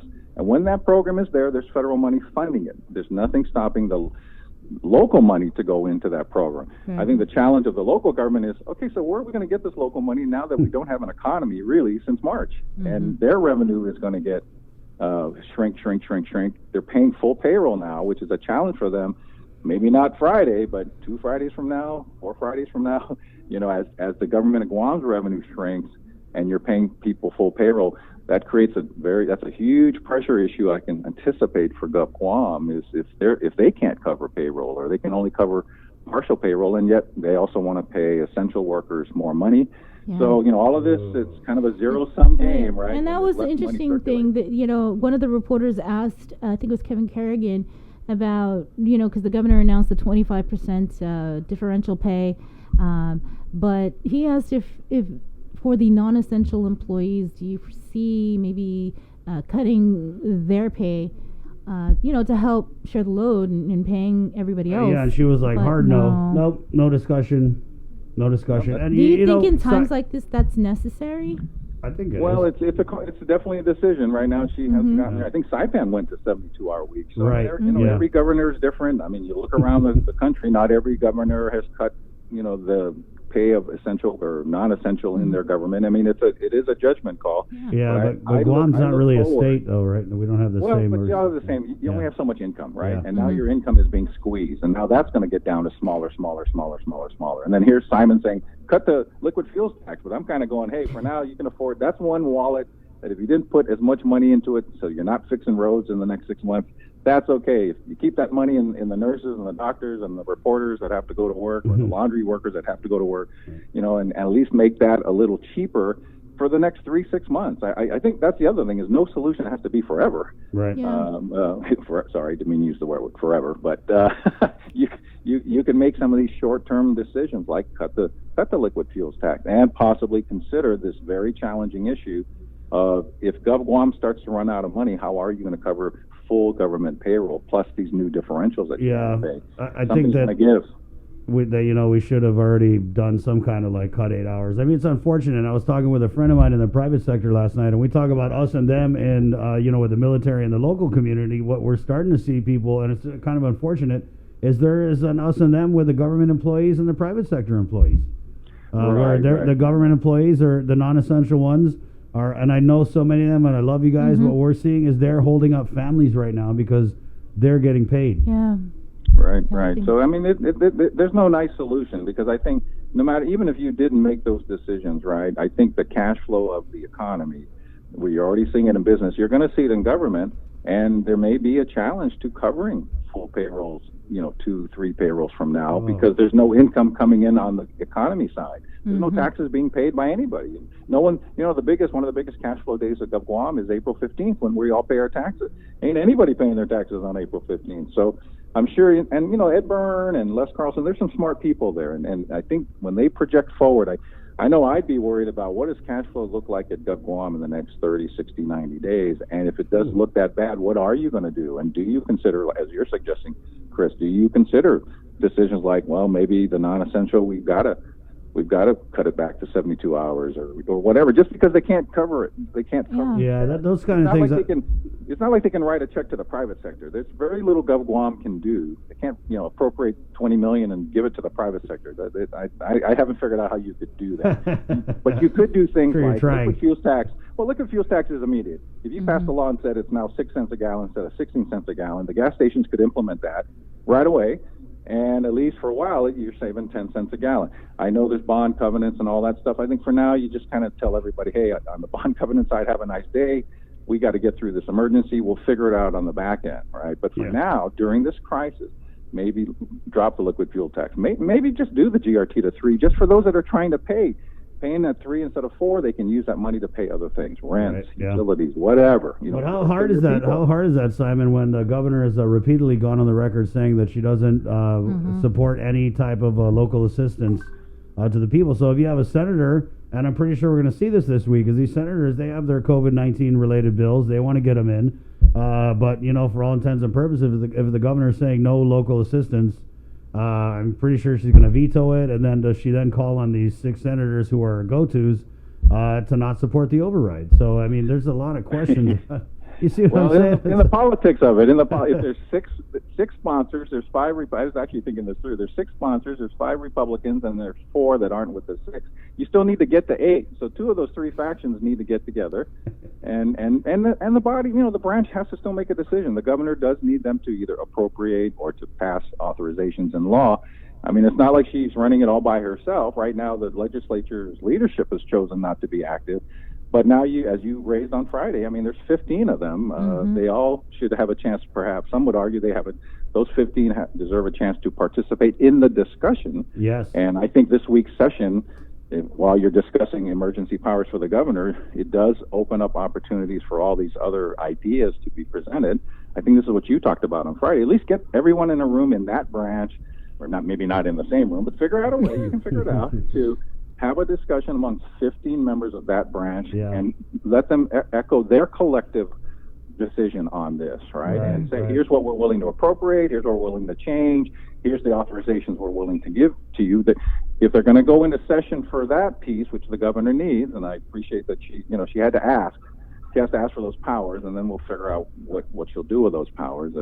But they're going to go into session, so I hope the legislature gives some serious thought to the opportunities they have in this rare time to meet about not just the stuff the governor needs, but what other things they think they can do to provide some sort of, as immediate relief as you can. There is no magic bullet. There's no immediate relief that everyone's going to finally feel better, right? We got to kill the disease. That's the battle. But little things can all add up. The one thing that I thought they could do the fastest is liquid fuel tax, and they do got to worry about future Guam payrolls. As people don't pay their taxes because there's no income in the economy. All right. Okay. Well, thank thanks, you. Simon. Good luck. Thank you, Simon. We'll be listening. All right. Thank you. Take care. All right. All right. Okay. There you go. Yeah. If I'm those safe. senators, I'm thinking like, hey, no session unless we get my bill in there. I'm not moving. So it's going to be pretty entertaining to see how that works out. He's back on the line with us. Let's get Dr. Akimoto on the show. Dr. Vince, good morning. Good morning, Chris. Good morning. How are you? We're doing okay. We were just trying to get a hold of you, first of all, to kind of discuss as we're ramping up on the COVID-19 response and the extension of May 5th and, 17 positive cases last night. Where are we in moving out these patients from the Guam Memorial Hospital? Because we can't seem to, it's like you hear the doctors are saying it's urgent, but then Lillian Posada says it's still something that they're talking about. So what are your thoughts on that, Doc? I think they should have done it last week. So hopefully it'll be done today. There is really no excuse for it not to be done already. We hope they're not waiting for somebody to get hurt. It's ridiculous that it hasn't yet done. I just been speaking to all my colleagues at the Guam Regional Medical Center. They're frustrated too because they've been ready to receive for many days. They've worked very hard to ensure that their facility is ready to receive. So this is all on the back of the Guam Memorial Hospital leadership. They need to wake up this morning with the resolve to do the right thing. And hopefully all of you who are listening will call them and let them know your feelings. Call your governor. It is ridiculous that during this time when the governor has already stated that we are in a very dangerous time out in the community, you can't even go visit, apparently your grandmother or your auntie. They're sending pregnant women to give birth in the Guam Memorial Hospital. The COVID hospital. Let's call it what it is. Have That's you the COVID heard hospital. what exactly is the holdup? Because it was a week and 2 weeks, I'm not even sure, when the governor announced this new cure team, the COVID Unified Response. And she was asked if she thought that it was necessary to move, and she agreed that it would be, and it would be done when the time was right. Dr. Mike Cruz has confirmed that the move should happen, will happen, can happen. So this does fall onto the Guam Memorial Hospital leadership. I do not know why they're stalling. Yeah, and then every time we ask about it, it's like they get mad. So I don't know. Well, then you should get mad because these are your moms, these are your daughters, these are your nieces, nephews, friends. They're scared. I mean, I would imagine that these pregnant ladies want to argue, but how do you argue, right? I mean, again, this is not a good thing. I don't know why it's going on. It's unnecessary. We have other things to be. There's just no place to put them? I mean, I just don't understand. No. Is it the nurses, Doc? Is it something to do with the nurses and GMH? I'm sure it does. So if you want my opinion, the reason why this is happening is GMH doesn't want to lose its nurses. A lot of their nurses that work on OB and pediatrics are cross-trained to work in the emergency room and they're trying to get them into the ICU. So basically, this is an even worse reason is they want to use the same nurses who deliver babies, help do C-sections, to go down and get their hands dirty doing coronavirus patient care. It's ridiculous. It's a stupid idea. The housekeepers are also vectors for disease. The food handlers, there's just the doctors are the worst. The dietitians, we saw a dietitian that had tested positive, right? Yeah. Right, so this whole thing is just a bad idea. I don't know. So get Dr. Annie Berdalio on the air. She should face the people of Guam and explain her logic. There is no logic as far as I'm concerned, and I'll debate her about it if she wants publicly. But this is ridiculous. It doesn't do anybody any good. It's causing a lot of grief. We wouldn't be bringing this in if it wasn't for the fact all the families are screaming at us to do something about it. So here I am. I'm going to take the hit. And Dr. Berdalio delivered my baby, so I'm very confident in her judgment. I believe she's a great doctor and a good woman. However, in this case, she's making the wrong decision. She needs to move the women and children out of GMH now, right now. I think it was said, though, maybe it was Lillian, that the priority first is the adult patients, non-COVID patients. Move them out first. I'm pretty sure, Sabrina, those patients would say save the women and children first. Right. So the priority is upside down. You always take care of the women and children first. So at any rate, can I give you a... Right, Doc, we want to ask you about, because I talked to you over the weekend, commercial testing. Now, there was a problem with public health put out a memo on Monday saying, hey, anybody who wants to get commercially tested, go to the clinics that we heard from one of your partners, Dr. Hoa, that all the legwork was nowhere to be seen, that you guys weren't folded into this decision. But apparently it's been a good week for the effort to get commercial testing done on Guam. So what can you tell us about that? Again, the answer is yes. Over the weekend, it looks like the decision now is to open up commercial testing through DLS to anybody who wants to come and get the test. But it needs to be done in a way where basically you go to the Tier 2 clinics, the basic extensions of the Guam Memorial Hospital, which would be FHP Clinic, SDA Clinic, and the American Medical Center Clinic. Everyone needs to know that we do still see, in fact, we expect to see a lot of very sick people in our clinics, and so American Medical Center has divided itself up into the Magilao Clinic, which will take anybody with a fever and a cough and who might have COVID-19 or any other sickness where they have a fever, and so that clinic is going to receive patients from 8 until 6. And you can go there, and then in the evening, if you have to come in, it's from 6 to 9 at the Tumon Clinic at AMC, where we can do testing as well. So I man the day clinic at Tumon, which we call our clean clinic. We don't accept people with fevers. We want you to come in if you need to get your medicines refilled, if you have an injury, a laceration, something that doesn't involve a fever or cough. You would come to the Tumon Clinic, where we would take care of you in a clean setting where COVID-19 should not be. But then after 6, we open up that clinic until 9 to do COVID-19 testing. But right now, our strategy is to do everything outside. So when you come in, your car would be parked with other cars. We do all our necessary medical check. And the longest part is the questionnaire that the public health requires us to fill out. Then we do your swab and you're out the door. So if you're just coming in for testing, there is a process. Go ahead and call the American Medical Center for it, and we'd be happy to describe it. But it's as close as we have to a drive-through at the American Medical Center in Tumon at night. Mm-hmm. We can only handle probably about 20 people a night right now. We're trying to figure out how to make it work even more efficiently, but it's better than last week. So if you want to get tested, if you've been refused testing in the past, if you're a labor and delivery nurse, if you're an emergency room nurse, if you're anybody that needs to get tested, call the American Medical Center, call SDA, call FHP. Try to make it so that it's done in a way where you're just in and out, and that's our goal. Yeah. So, Doc, you get the swabs, you send it over to DLS, and then it takes 5 to 7 days, correct? That's what we're hearing. Yeah, and so it's actually not going to Hawaii; it's actually going to the States, and so they're trying to fix it so it stays in Hawaii, or better yet, DLS brings the machine to Guam, because we have a lot of cases to run. So everybody wants to run tests. But I'm so proud of my brothers and sisters in the Navy. They've been doing 500 a day. So mm-hmm. I go figure. Guam is good. Maybe Doc, we're struggling. Yeah. Do those results have to be reported to public health?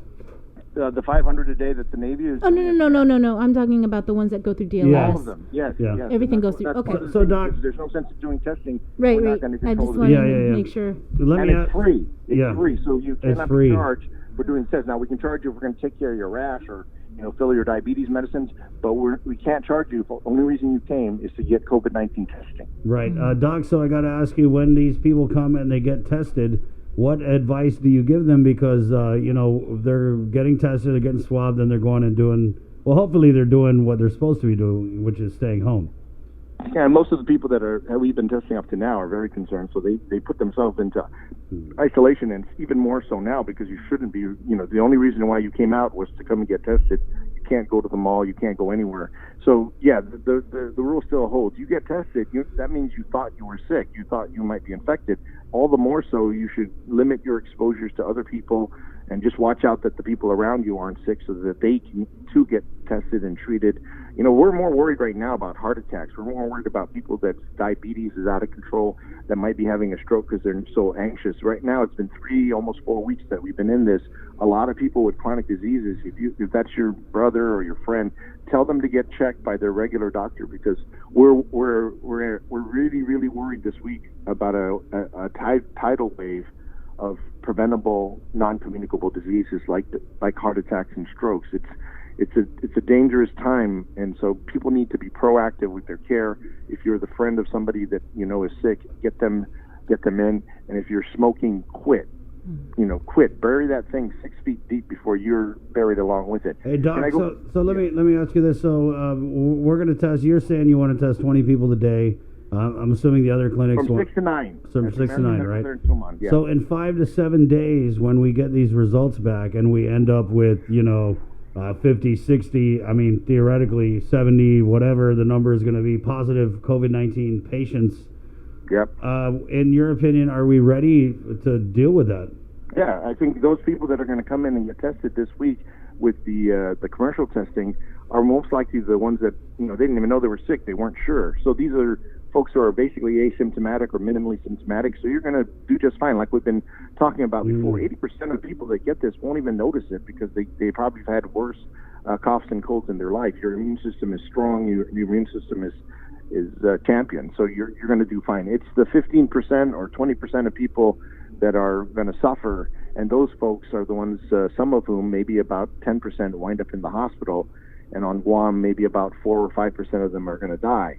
So typically, those are the people that we're trying to reach out to right now, and I think Guam is doing a good job about it, because according to the folks at GMH, they're able to handle what's happening now. It's the ICU beds that we're really worried about, because although we're going to get more machines, you heard the good news that there might be ventilators coming. 30 ventilators. We don't have enough nurses, and our nurses are starting to get sick. They're trying to prepare the doctors to do it, but again, this is that deep water that we wanted to avoid by keeping everybody at home. The whole reason we've stayed home for the last 3 weeks was to try to stem this tide. Well, we failed. Yeah. The reason why the governor extended it is because a bunch of you bozos got other people sick. So could you quit fooling around? I mean, hopefully this wasn't because people decided to go to church, in the middle of the night, thinking that they were somehow blessed and they weren't going to make each other sick. It seems like it's all the churches that are causing this problem, and it's not because their God is not good. It's probably because this is the same infection that God sent down on the Israelites, and as part of those 10 plagues. And maybe so people need to start paying attention. In fact, if I could go dark just for five minutes, people need to start talking to each other, turning to each other, and tell your loved one, the one that's going to help make decisions for you, what you want done if you stop being able to breathe, if you're starting to have COVID-19 symptoms that are going to wind you up perhaps on a ventilator. This is serious time, and the young people are getting affected. Tell your loved one, do you want to be resuscitated? Do you want to be in the ICU? Because you need to know this right now, is that you will die alone. You will die, with maybe somebody that you don't know, who looks like a space person, fully gowned, plastic glove, and they'll be holding your hand trying to whisper, whatever, a prayer. But you will die without your family. You will die alone. If you don't believe me, talk to the doctors in Italy and New York who are turning off ventilators on people and crying because their families are not there, and having to make phone calls to people and say, Doc, I mean, we talked to family members of people who've passed from COVID, and they've told us themselves that they didn't get to say goodbye. So this is happening now, and let me just be absolutely clear. It's not a good thing that so many people have already died here on Guam, but at least right now it looks like these are people that had diseases that predicted that they would die, and as far as I've heard, some of them had already decided that they didn't want to be resuscitated, but for some reason they were brought to the hospital, and so the doctors there had to do what they had to do. Look, if you don't want resuscitation, if you don't want life support, and if you don't want to be in the hospital to die, write that down. Talk to your friends and family, but write that down. It's called a DNR, a Do Not Resuscitate list. Many of you probably already had it and you threw it away. So get a piece of paper. The main thing is that you tell people this is your wish, so that you don't call the medics. Why would you call the medics if you're not going to go to the hospital? Now, if you're scared, if you're afraid, if you need oxygen, we need to have a system in place where we can come to you and help you do that. And if your situation at home is not safe, we need to bring you to a safe place. Those things are in progress. But what I would suggest is you go ahead and call the medics, but then you give them the sheet that says do not resuscitate, and then the medics should have that solution by the time this phone call is over. I mean, this is how we're going to spare people unnecessary pain and suffering. This is how we're going to keep families together.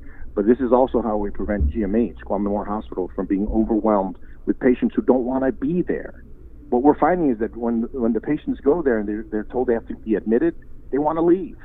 And so they probably shouldn't have been brought to the hospital in the first place. But what happened last week is going to be improved upon this moment, today. What you need to do as you're eating your breakfast, tell your loved one, if I go down, if my breathing goes down, this is what I want to have happen. I want everything done, take me to the hospital, put me on life support. I want to live. And most of you should want to live, because it's only about, right now in Guam, about 4 to 5% people that are dying if they wind up getting infected with COVID-19. And that's terrible.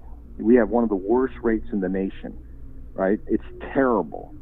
But, again, we'll improve upon that. It's supposed to be around 1%, 1.5% of people who get infected, and especially if they get that sick, should die. But you need to let people know what's going to happen with your body, with your, end of days.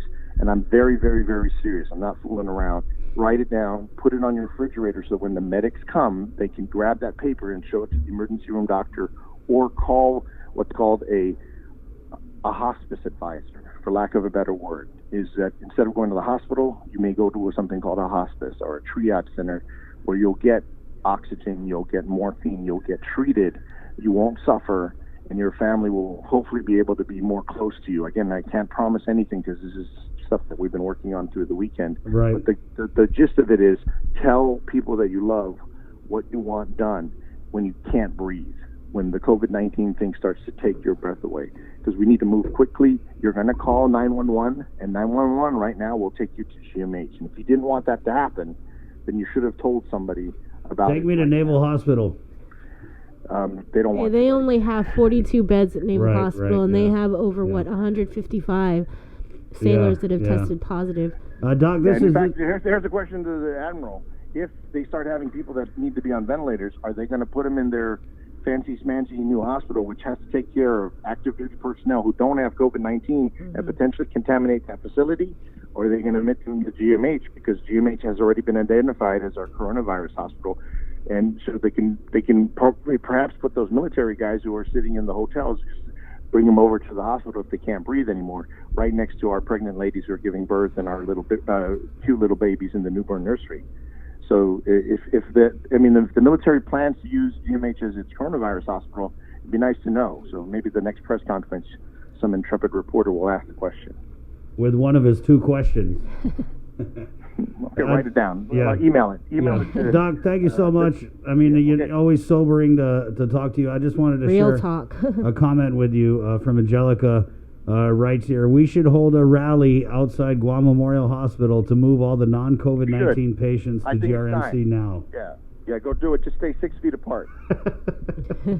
And it's not a social gathering; it's a protest. Why don't we do a Zoom one first? Yeah, okay, a Zoom rally. I don't want to cause any trouble, but baby Zoom steps. rally, and that don't work by 9:15 this morning. Then go down to GMH and rally 6 feet apart. Doc, again on the commercial testing, I just want to close with this. We had a comment here. What is the criteria to test? I know someone who was denied testing even with several symptoms. Is there a cost? Person doesn't have insurance. I just answered that question. I know. You're not paying attention. No, I am paying attention. No, not you. They are. Yeah. And that's the thing. A bunch of you bozos out there, quit chewing your gum. Pay attention. It's free. If you get refused last week, you can come now to a tier 2 clinic and get tested. Pay attention. You guys are playing with your memes. Right. Pay attention. There you go. Okay. Thanks, Doc. Straight up. Thank you, Doc. That's what people need to hear. Yeah, people being straight do. up. Yeah. And definitely, I think that the people of Guam, we are ready for the stern news, for the going dark.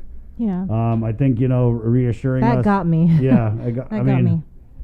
So, yeah, this is something that, wow, I haven't even thought that far ahead. Mm-hmm. But, I mean, you need to, because this thing, it works fast, and if it catches you, I mean, you don't want to leave your family in the lurch, not knowing what you want. That's something you need to do, because like Dr. Akimoto said, these people are dying alone. Mm-hmm. Okay, and by then it's too late to tell them, Mm-hmm. And you know what? Saturday we recorded the 4th death related to COVID-19, and we're at 112 confirmed cases. People, please. We have the power. We said it earlier. The governor does not have the authority to lock us down, but you know what? We don't need her to have the authority. We have that power. It's power of the people. It's the one thing that we can deliver on this morning. We are on the front lines. Yeah, so stay your ass home. You know what I mean? Stay your ass home. I mean, it's just mask up. Mask up, everybody. Wash your hands. I mean, look at us. We're wearing a mask, and Yeah. But we're required to. I'm getting gloves tomorrow. I gotta show everybody my first aid kit. Yeah, Bria's ready to go. I mean, she's been like zombie apocalypse ready since before all of this. I called her last night. I said, "Girl, you got gloves?" She was like, "Chris, who are you talking to?" She has enough gloves to run a small field hospital. No, don't even go there. Okay. But yeah, I got some gloves. Hey, so can we just talk real quick about the FEMA? So FEMA, we got some stuff. I know in NMI. Well, the CNMI got some stuff. We're still waiting to hear what we got. But the CNMI, the plane that landed there over the weekend, and it was at the request of Governor Ralph Torres, the U.S. Department of Defense, U.S. Department of Health and Human Services, and FEMA. They shipped over critical medical supplies and equipment, as well as a 50-bed federal medical station from the Strategic National Stockpile. And that arrived on Saturday in Saipan. And, when I got word of it, I called Frank Mansell from FEMA, who was assigned to Guam as the public affairs officer, just to find out, hey, what's going on? And he said that he was at the airport, and they had delivered supplies in Saipan, another group, and they were offloading supplies here. I did ask Jenna Bloss from the Joint Information Center for so what's going on here, but I didn't get a response. And I didn't get an opportunity to ask that question during the press conference yesterday because, we only get 2. And so I wanted to make sure that I asked about, the local funding and local assistance and the status of schools. So hopefully today, maybe I'll have the opportunity to ask. Right. You know what I thought was interesting? I was talking with Tomas Manglotnia, who he's going to do a little report. And Tomas, I know you're listening. If you want to go ahead and call now, we can get you on before the top of the hour.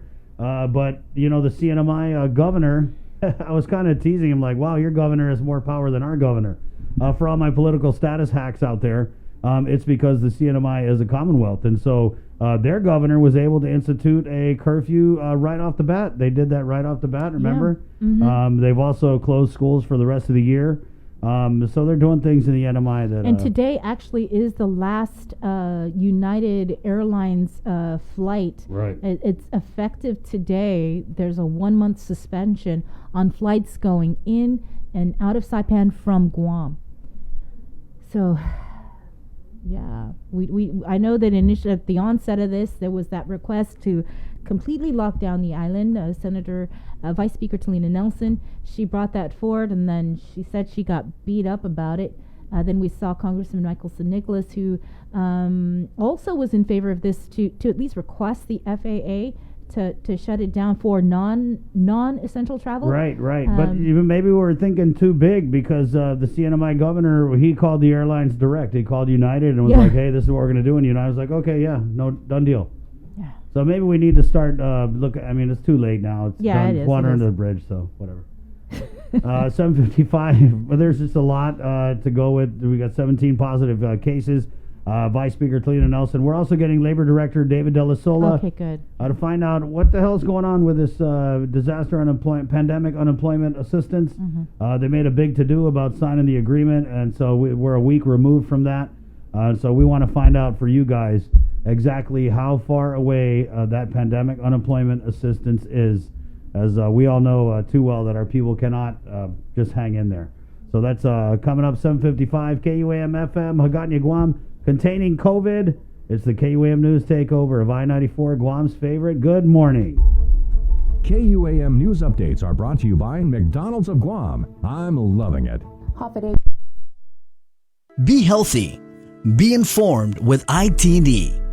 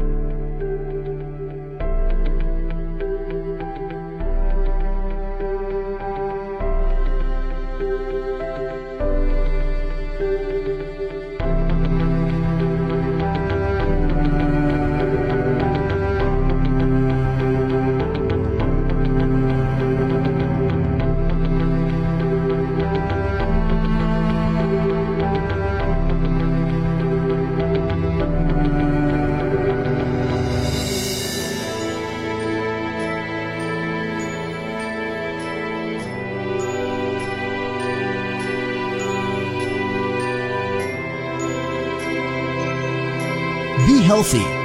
Be informed with ITD.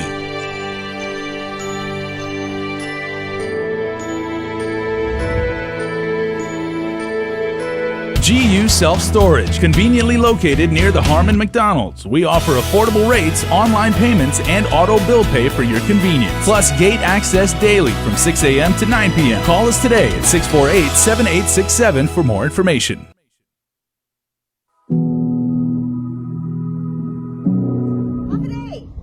The soldiers and airmen of the Guam National Guard are working hard to fight this coronavirus battle. you can help us win this war. Please. Stay home! Saga Gigimatmizu.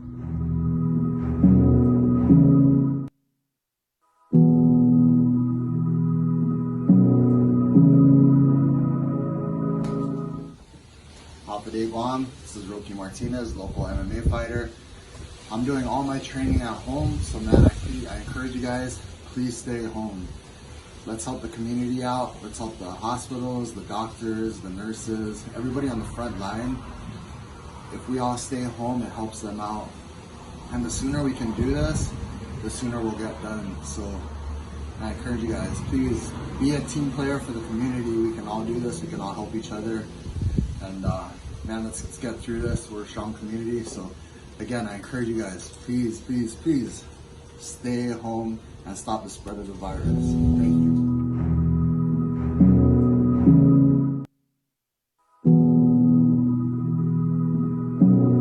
Miss our daddy, Specialist Joshua Mansonotia. I can't wait for him to come home. Keep us safe and stay home. I miss my daddy, and I can't wait to see him. So keep us safe and stay home. Dab.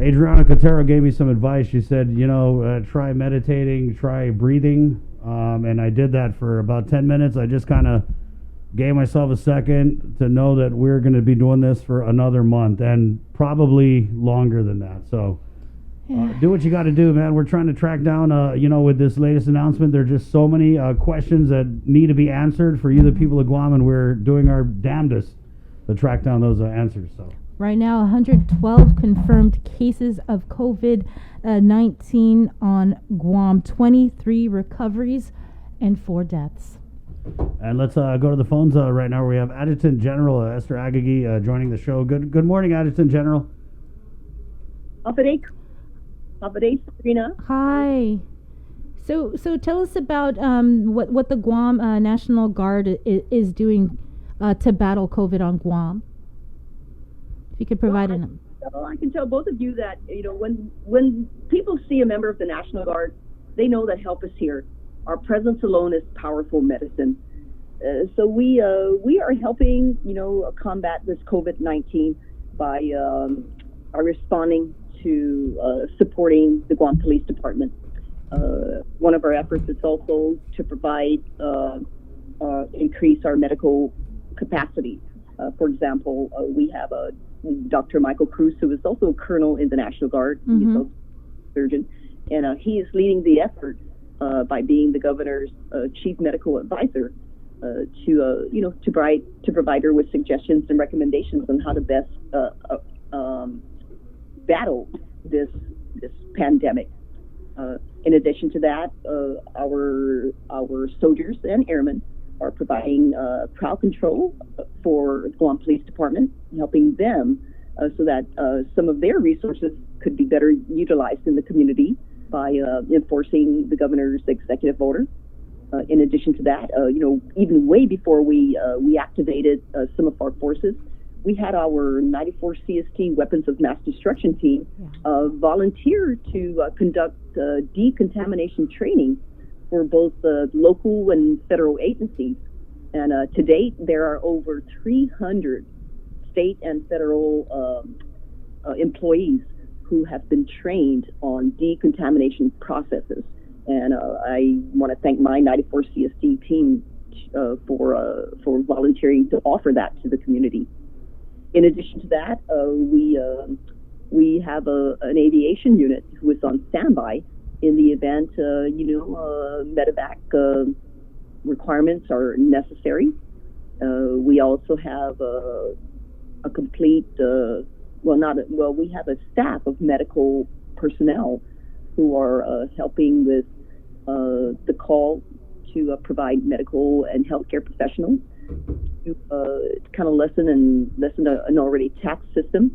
And then we have a 24-hour joint operations center that we have stood up to provide immediate answers and support to the soldiers who are on active duty right now. So we're wow, that's a lot. Yes, we're very involved. We're helping with public health, and we're also helping with the customs and border patrol. Right. Doc. Are you a doctor too? 'Cause I'm not, but I'm a National Guard member, and priority is the health and safety of my National Guard members. Right. While I'm doing that, I have to ensure that we're still mission ready, and all at the same time, it's a delicate balance to do all that, and yet continue to provide defense support to our civilian authorities and support our state and federal partners. General, could you talk about the role of the Guard and combat medics in terms of them supplementing some of these shortages that we're anticipating in the coming weeks? Sure, I can tell you that what we're doing is we are providing assistance and support to increase our medical capacity. As you know, our healthcare providers are, they're our frontliners, and so are we. But more so in this case, our healthcare providers are the frontliners, and there's going to be a point where they're going to need some help, and our combat medics have a skill set to provide some medical capacity, not all, but some is better than nothing at all, and we have that skill set, and it's led by under the leadership of Colonel Michael Cruz, also known as Dr. Michael Cruz, and in that surgeon cell that is embedded down at Adelup. One of the doctors who is also supporting that is another doctor of ours, who is Dr. Lewis Cruz, who is also known as Major Lewis Cruz. Right. And in general, if you could just go over there, because they're kind of running the show, right? The surgical cell. They are. Surgical. It's called surgical cell. Yeah. Surgeon cell, Bree, if you're in the know. Surgeon. Surgeon cell. Yeah. Okay. And that we have a 7-PACS team, that's doing very tremendous work for the government of Guam for in combating this epidemic. We also have a Major Stephanie Tyron, who is also a licensed nurse practitioner, and she is also leading the effort. She is my official liaison between Surgeon Cell and the governor's office, and she kind of keeps a database from all the quarantine facilities and reports to me. She also helps to screen quarantine persons in the quarantine facilities, and she has a very meticulous database system where we can keep track of those who are in the quarantine facilities, and she is my bridge between Department of Public Health, Guam Police Department, the Surgeon Cell, and the Guam National Guard. Major General, I know we got this release that some of our Guam soldiers, they returned home from deployment. Is that what we're going to be seeing, all of the soldiers and airmen that are on deployment in other areas starting to come home to help in this battle locally? Oh, praise the Lord that they're home. I am so glad they're home. They were in Egypt for about a year. And yes, they will eventually be called upon to support all the ongoing missions if need be. Mm-hmm. And so they before they got here, they traveled from Egypt straight into Fort Bliss, and they were put under a mandatory 14-day quarantine period. And so they were screened. They had additional medical screening at Bliss. And when they arrived yesterday in the afternoon, well, what a great feeling to have soldiers return home and families just waiting for them. So upon their arrival, we had public health board the plane, and they all got screened for temperatures, and they were all asked if they were feeling, how they were feeling, and so they deboarded the plane. We put them on buses, brought them here to the Barrigada Readiness Complex. And we had additional screening from my medical detachment to check on their health and welfare. And as soon as they got their bags, we were also implementing our keep your distance procedures here in the Guard. So everyone was staying 6 feet from one another. Even the cars had assigned parking. Families had to stay in their vehicles; they could not get down. And we had a boy, if you saw our process yesterday, you would be impressed. I mean, I know that you're already impressed. Send us some pictures. That'd be cool, yeah. I think I got some. Okay, cool. This is a well-oiled machine, and so when they were ready and they were cleared for screening, we reminded them that they were still under a self-quarantine order, and in addition to that self-quarantine order, they are also ordered on a restriction on movement, saying that if they're considered mission essential, they are allowed to travel from their home of residence to their place of duty and straight back to their home of residence. And that's one of the joys of being in command. That's the privilege of being in command. A little different this time though, with all the the social isolation and having to adhere to these different orders, right? Well, luckily that's not difficult for a military member, right? And soldiers of the Guam National Guard who are highly disciplined. They are highly disciplined. We are professional grade, and an order is an order, and that's what they're trained to do. They are trained to, good order and discipline is I'm the keeper of good order and discipline, and so I have that in my rank and file, and I have absolutely all the confidence that the soldiers of the Guam National Guard will adhere to not only the Guard's executive orders, but the orders that are inherent in them being soldiers and airmen. General, can I ask, has there been any conversation with the governor? We know that in the press conference yesterday, she said she didn't have the authority to lock us down. I'm just going to say lock us down because it's just way easier. But she's asking the legislature to get involved. There's a couple bills. Has there been any conversation with you on what role the National Guard will play in the event that we do get these further lockdown measures passed? Are we going to see, guardsmen out in the streets? What is going to be the involvement of the Guard? Well, what you will see, Chris and Sabrina, is that the National Guard will be in support of the Guam Police Department. So whatever is needed by the Guam Police Department as far as security and safety, we are here to augment that mission. So you may see us, scattered throughout the island, but it will be in support of the Guam Police Department. Okay, I think we're good. I just want to thank you for your time. I know you guys are. This thing is really starting to ramp up, and I know with the surgeon cell and with the new extension of orders and people coming back. I mean, you guys have got a lot on your plate, so. Definitely talk about frontline. Thank you so much to you and your troops, and thank you guys for your service. And thank you for sending us, the videos and the pictures and allowing us to salute you guys for everything you guys are doing. Thank you so much.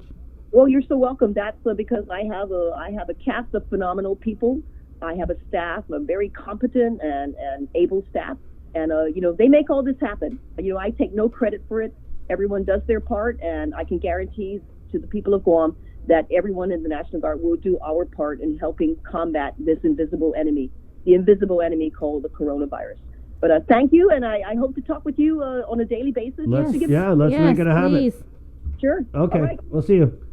Because you're part of the frontliners as well. So God bless you and stay safe. And por favor, saga gigimamizu. Yeah, stay at your house. Home. Wash your hands, General. All right. Okay. Take care. Bye. Thank you. Adjutant General Esther Agagi of the Guam National Guard. Their involvement. Right now I think one of the big things that they're involved in is the activation of this surgeon cell, which is led by Dr. Mike Cruz, and these are the guys who are looking at what we got to do, where we're at, and what's going to happen in the next few weeks. Again, The very sobering news coming from Dr. Vince Akimoto. If you're just joining the show, he is asking that, and this was pretty heavy, asking that you guys make arrangements with your family, tell them what your end of life plans are, and make sure that that's taken care of. If there's any documentation that you need to get, to make sure that the doctors and the nurses know what to do with you and for you. I mean, God forbid, in the event that you catch the coronavirus, the COVID-19. Do we want to run through the results real quick? I'm going to get Dave Della Sola from Department of Labor. We're going to find out where we are on this pandemic unemployment assistance. Serena Salas-Mantonani from the KUAM News team. According to the Joint Information Center, their latest release was at 11:05 last night. Public Health tested 38 individuals for COVID-19 on Sunday with conclusive results. 17 tested positive through Public Health and 21 tested negative. An additional 2 cases of COVID-19 have been clinically diagnosed. While these cases have tested negative, they have imaging findings consistent with COVID-19, display typical COVID-19 symptoms, have epidemiological links to previously confirmed cases, and are being treated as COVID-19 cases. Public Health's overall count also includes 9 positive cases that were tested by the Naval Health Research Center in San Diego. To date, a total of 110 cases tested positive and 2 were clinically diagnosed, with 23 recoveries and 4 deaths. Again, the total is 112 confirmed cases of COVID-19 as of 11:05 p.m. 8:14. Let's go ahead and go over to the phones where we have Department of Labor Director Dave Della Sola on the line here. Good morning, Dave. Good morning, Chris. How you doing today? We're doing pretty good. Just kind of trying to get our finger on where we're at with the pandemic unemployment assistance. I know the agreement was inked about a week ago, but I know it's been a very eventful week for you. Where are we at right now with that program? Well, unfortunately, I'm on the phones every day and trying to get some guidance.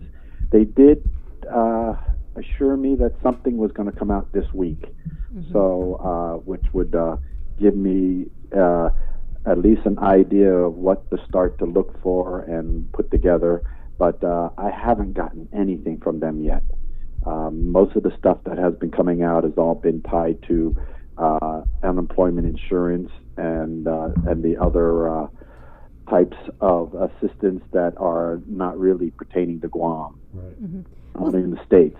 So as I kind of mentioned before, I was in the call last Friday with the U.S. Department of Secretary of Labor and all the states, and I think he was really just coming on saying that at least one guidance may be coming out this week, and he was trying to let everybody and reassure everybody that things were being worked on. You got to remember the CARES Act was only passed 5 work days ago. So, and it was a brand new program, and DOL could not do anything until it was passed because they didn't know if any changes or, modifications were going to be, voted on or changed. So as soon as they got it, then they had to start writing the whole program up for the nation and the islands. So we're hoping that get something. The states were all on DOL secretary's back about releasing something to the press about how the delays are coming from their end and not the states, because they're getting beaten up, just as, not like I'm getting beaten up, but the people here are wondering why is it taking so long, and and I'm trying to tell you that it's not coming from my end, it's coming from their end. And so the states were saying, hey, you guys got to put something out, because the people, just don't, need to hear that it's the delays on your end. And that's why we called you, because there's a lot of, anxiety and uncertainty. So when you say that you're waiting for the guidance from the feds, what type of guidance are you talking about? I don't even know what the application looks like. That doesn't mean I'm not working on something. I've had plenty, unfortunately, experience dealing with disasters when I was previously a director of labor. So, we are working on trying to come up with modeling to figure out how many claimants there may be, coming up with a budget of how much it's going to take. We're trying to put together program and administrative costs. So we're working diligently to come up with hard numbers. We're trying to figure out, and this is the hardest part, is how do I figure out a way to get the assistance out to the people when there's a shelter-in-place order. And that is what I've been educating and meeting and talking with region in San Francisco, which is my region, who's supposed to provide me the technical assistance. So I'm telling them, this is what I need. I need to have a signatureless application. I need to have where people can just email driver's license. I'd like to see self-certifications for those who don't have employees, letters that say, I've been furloughed since March 6th or whatever. I need to have that so we don't have to have contact with these people. I want to try to do phone-in applications. I want to try to do drop-off boxes. I want to try to do stuff that doesn't require to put the public in harm's way or my people in harm's way. Right. And they all said, "Oh, these are great questions. Oh, these are nice ideas. Oh, they were writing them down. Oh, I'm gonna run this up the flagpole." So those are attestations that they need to give me. And then, I said, then when the order is lifted, then these people can go out and get those certifications and those letters.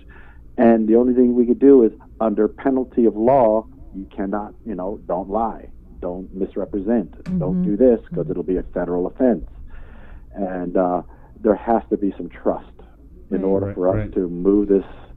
I mean, it is a federal program. And if you lie and you say that you're out on February 26th and you weren't really out at that time, then you could be audited. Because, they did say they gave $26 million to the IG, who does the investigative and does the auditing of the whole program nationwide, which is 30% of their whole budget. So, they were quick to point out that the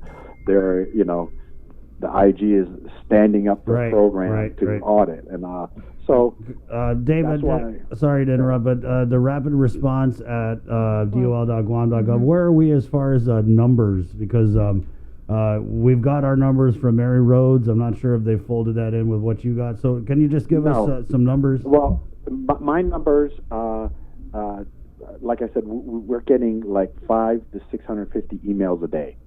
So these are rapidly changing all the time. The last numbers I had, which were, I think, the 2nd of April, which says that we had over 6,300 displaced workers furloughed or laid off, with about close to 6,000 with reduced hours. So you're talking about 12,000, or just the 6,300? Right. So 12,000 affected. So 6,300 is layoffs and furloughs, and 6,000 is hours reductions.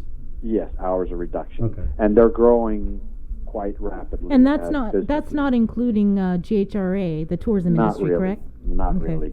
Wow. We are also standing up a about 3-4 days ago, the governor put in an executive order requiring all employers to report their changes to me.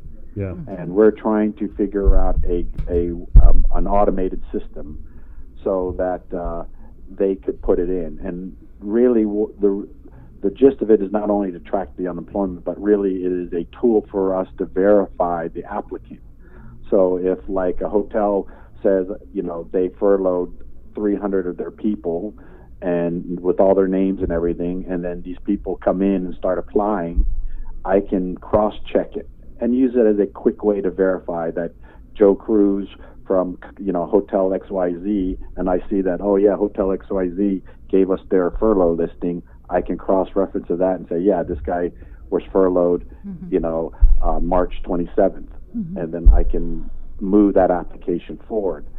So it's an easier way for employers to submit their furlough list and not have to give it to all 300 or 5 or 6, or it's a good way for me to cross-reference. If Joe Goose says I was laid off on the 27th of March from company XYZ, I can go to company XYZ and say, okay, yep, he said they verified it that it was the 27th. So it's a quick verification tool that we can use, and then when the company starts hiring them back, they can submit it in, and then we can use that as another way to cross-section that. So that is being developed so that it is an automated, like an Excel sheet or a web-based tool for them to just put in, and then it'll quickly be quantified and electronically sorted so that we can use that as a tool. Dave, I know that you're working with and waiting for guidance from the U.S. Department of Labor on this new pandemic unemployment insurance program. Is there any sort of deadlines that have to be met, anything that has to be turned into Congress so that this... No, it's just, okay, Congress here's the program? basically just passed the program and then turned it over to DOL. And now DOL has to implement it. Okay. And write it up and provide the guidance, along with the half a dozen other programs that they just keep. You can see every week there's a new program or new assistant. I can't keep track of all of them. And it's hard. Well, you got to. You got to. It's on you, Dave. A lot of pressure. I when I say I can't. I'm only staying in my lane. Yeah. But there's so many SBA type loans. Yeah. There's so many that and everybody asks me, oh, how about this? How about the PPP, which is a great program for employers to use? And then there's FLMA. There's the sick leave. There's so many things, and these guidances are just coming out trickling. Right. Yeah. And they give you a little taste, but they don't give you the full details. And but like I said, we're continuing to move ahead. I'm just putting together the plan, and as soon as I get what I need, I'll just start tightening it up and so that I can quickly as possible put in a proposal. Right, Dave. And, I want to give you the floor here because obviously I've been in contact with you. We're getting just so many calls about assistance. So just to give you the floor, and I want to let you address the 12,000 affected workers, not including with the hotel restaurants. So it's just everybody who's struggling right now, been affected by COVID-19. What's your message to these people who are waiting for this pandemic unemployment assistance? All you people out there who are my friends and my family, too, we just have to hang in there. This program that's rolling out is happening nationwide. And if you watch the news nationwide, you will see that we're in the same boat. They are waiting for guidance. They're waiting to put this program in. We are not on the top of their list, but I'm fighting with them every day. So just use the resources that you have wisely and for food and to hang in there. Most of your bills should be deferred so that you don't have to worry about any of those bills, rent, loans, payments, and you can utilize them for your food and your household supplies. I am working as fast as they allow me with the information that I'm getting. I have experience with dealing with a lot of disasters. The last several disasters that happened under my watch back in when I was a director of labor with Pong Song Hwa and Chataan. And I am writing these things up. This is going to be a challenge to figure out a way to automate it and to get a safe solution for you guys to be able to apply and for us to turn them in. I hope that the feds will hear my pleas about how to automate and make it safe, and we'll wait and see. And I promise, as every little step or guidance is given to me, I will include you in those steps so in real time you know what I'm doing and how I'm moving forward. Okay. Thank you so much, Dave. Thank you guys for getting the message out. Right. And Anytime you need any information or questions, just forward them to me. Right. Thank you, Dave. Thanks, Appreciate Dave. it. I do want to say the 311 number for questions about your paychecks or if you're having any problems or putting it is up and live, and that we have people manning those phones from USDOL. So any kind of questions that are for DOL, my people are working those phones. Okay. Thanks a lot. Thanks, Dave. Be safe. Thank Mask you. up. Wash your hands. Yes. I'll wash my phone after I'm done. Okay, right on. There you go. Stay Dave safe. Delasola, Department of Labor Director 828. So they are waiting on the federal government. Even the federal government is trying to figure this out. Which It's a new program. It's a new program which puts the heat on for any type of interim local assistance for these senators who may or may not go into session to give the governor more superpowers. Maybe while they're at it, they can figure some kind of program out here. As we continue to... The governor did say that you can apply for food stamps through public health. We're hoping to get Tess Archangel Right. I'm going to play this clip again here, Bree, and then we're going to go to a break. This is Sabrina, because we continue every single day that we have the opportunity we continue to ask, what are we doing for our people locally, right? Yeah. And so, because we can't, the stimulus checks are not released yet from the CARES Act, the unemployment program, as you heard from the Department of Labor Director David Delasola. He is just waiting for further guidance from the U.S. Department of Labor because it is a brand new program, so they need to know what the guidelines are. But in the meantime, what he is doing is he's accepting information from employees and employers. You have to email that information to rapidresponse@dol.guam.gov. The current count, as far as he knows, of people that have been impacted by the crisis is up to 12,000, and that's not including the tourism industry, which is estimated anywhere between 3,000 to 3,500, which would bring us to a total of over 15,000 people. Right, and so we're going to play this clip here from Sabrina Salas Matanani, and really that's kind of other than who's getting tested, how many positives, what are we doing, on the medical public health front. We've been very, very consistent. In fact, annoyingly so, to our elected officials. We've been very consistent in asking, what are we doing right now? But I almost got triggered because Dave Delasola used that phrase, hang in there. Yeah. I think whoever's handling the messaging, stop saying hang in there. Stop saying hang in there. It doesn't fly, okay? Yeah. But he's working, Yeah, he's no, doing he his is job, working, yeah. And he's probably just as frustrated because he's getting it. Right. Just like we're getting it, he's getting it, Right, and they're yeah. like, "What are you doing?" And so Yeah. he's like, "Well, I'm trying." Ah, man, it's this. Ooh. But all that's all well and good, but that doesn't change the fact that people are hurting. People are hurting, and they're waking up this morning. We're still trying to figure out this month's rent. Yeah. What about next month? In case you didn't hear it, we had Simon Sanchez from the Consolidated Commission on Utilities. Simon basically said that they're probably going to end up moving. He was like, I would be shocked if they didn't, If because they have the right. the GWA general Finally, manager, someone has GP the general authority. manager. Yeah, has the authority to just do it. And I'm not. Never mind. Yeah, and so he basically said that the people of Guam, and this was so reassuring and such a breath of fresh air, and it's something that we need more of. He said the people of Guam right now, they don't need to be worrying about getting the power cut or getting the water turned off. And so he made that commitment, and the general managers of the respective utilities agencies, he said they'll be in touch. But, for all intents and purposes, that seems to be what they're thinking. How compassionate is that? Yeah. That's what we need, more compassion. Check that off the list. Don't worry. Right, and so that's one less thing for you guys to worry about, and we're trying to go down the list for you guys. So that was the big one when I woke up. What are we going to do about power, water? And so I'm glad we got Simon on the line. So we're just trying to go down. I wanted to give a shout out to these nonprofit organizations that have stepped up. The Salvation Army, Catholic Social Services, but they need help too. They need non-perishable food items and things like that to help continuing to feed the hungry, the people that need food, that have suddenly found themselves without a job, that have suddenly found themselves working 3 hours a day. Yeah, and you know what I want to see? I want to see the governor come out, and I want this to be a priority. I'm tired of the media having to ask about it. I don't know.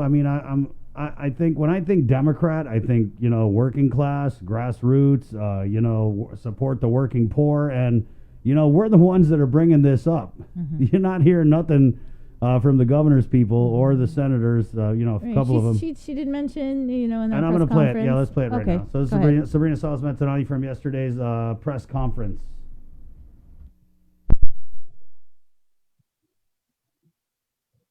Hello? Hi. Hi, Governor. I wanted to follow up on something that Maureen had asked regarding the stimulus checks, and it appears that it's 3 weeks away. And I know this is something that other media have asked repeatedly regarding, is there any sort of local programs, local funding that can be used to help residents of Guam that have been displaced, furloughed, or their hours have been reduced? Okay, so right now the immediate mechanism to provide local funding or local help, Sabrina, would be either through the public assistance program, which is locally funded, and through the SNAP for food stamps. I am in discussion with public health to see how much they might be estimating that maybe I could put into public assistance so that those individuals then who need that assistance can then apply and get help that way. Okay, so we are looking at about 8,000 if we look at the numbers from the Department of Labor and the Guam GHRA. So how long would that take? Well, what we need to do is look at the 8,000. If it's 8,000, I don't know if that is a solid number, but say 8,000, and then would have to look at, well, what is it that we can afford given our financial situation, and then we can go from there. I can also look at, and the reason I think this might be very feasible is that whatever I then provide, it's sort of like advancing them ahead, right? For some cash help to provide them with, their living and their sustainability and the sustenance. So it could be reimbursed, but I need to look at what available monies there are for me to be able to do that. Okay. I just want to assure the people, Sabrina, that I am just as concerned about our people in terms of helping them out to try and get, like a bridge or something so that they can continue on. One of the things that we are also urging the employers is to continue employing these individuals, because if they do, they borrow money from the SBA, where there is a loan program. I don't remember the exact name of the loan program, but they can borrow money from SBA, and that one is immediate right now. They can borrow there, and then depending on their payroll, how much of those expenses or that loan is going to pay for payroll, that portion of the loan can be forgiven. Okay, thank you, Governor. I did just have one more as it relates to your extension of the public health emergency to May 5th, I believe you said? Yes, May 5th. I wanted to know if there is any word on public schools. Are we going to see the rest of the school year?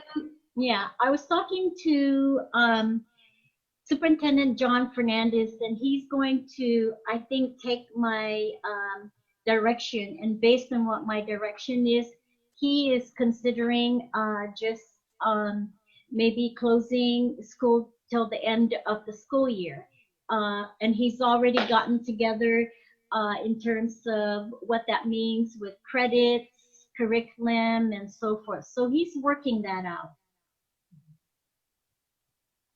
Thank you, Sabrina. Pacific Daily News, Anamika. Hello.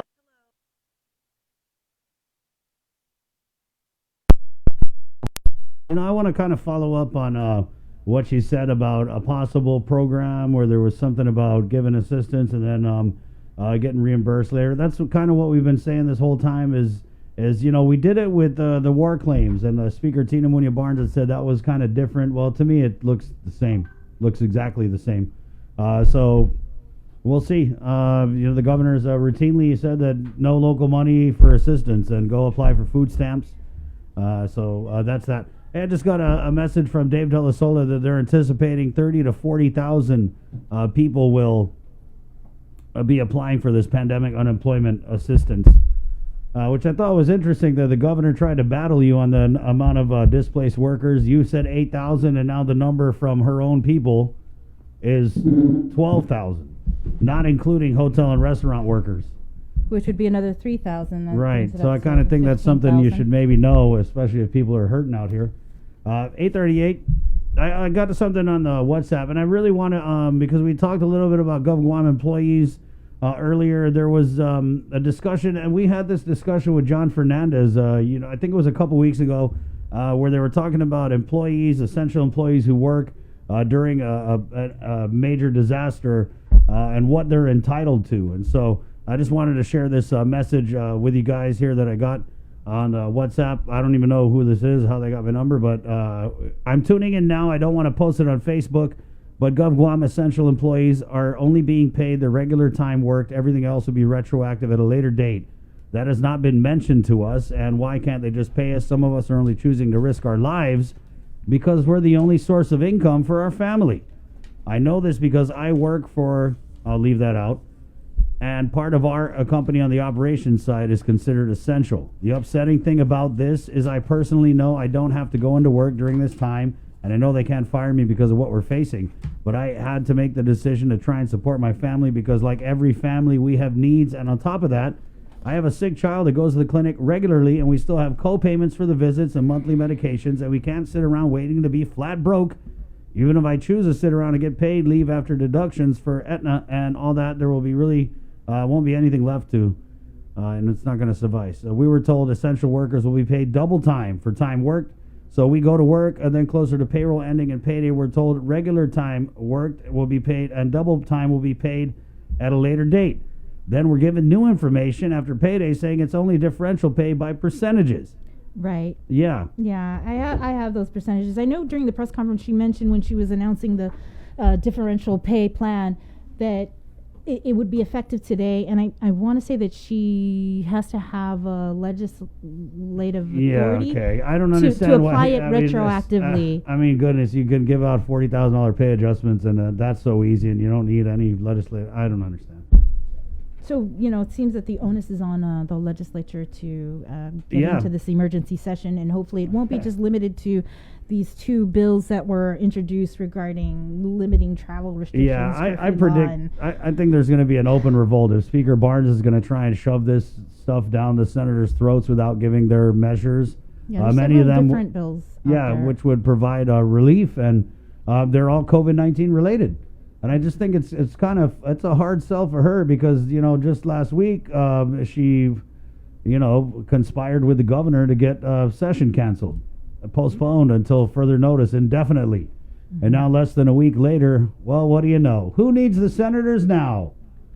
Oh, man. So, yeah, that's the deal. It's 8:40. I know Nestor is also tracking that, so we're going to try and get him on the line. Yeah, and I'm going to get Adriana on the line here. I think that's her. Is that you, Adriana? Yeah. Okay. So we'll get Nestor on after. Yeah, we'll get Nestor on after. Adriana, we were just really kind of wanted to ask you, I kind of felt like, was that an announcement the governor made yesterday about canceling classes for the end of the school year? What can you tell us about this? Right. So, yeah, during yesterday's press conference, I believe she said she is going to recommend canceling the, ending the school year early. And we haven't heard a definite, answer on that from the Department of Education just yet. But we do know, I know that I spoke with GDOE last week, and they said that they have a board meeting this Wednesday on April 8th at 3 p.m., and they plan to discuss how to move forward. And in addition to that, Speaker Tina Munoz Barnes recently introduced a legislation just last week that would waive the service learning requirement, and that is essential if they do want to end school year early. They have to have that waived, and it would have to go through legislation, and the bill would have to be passed.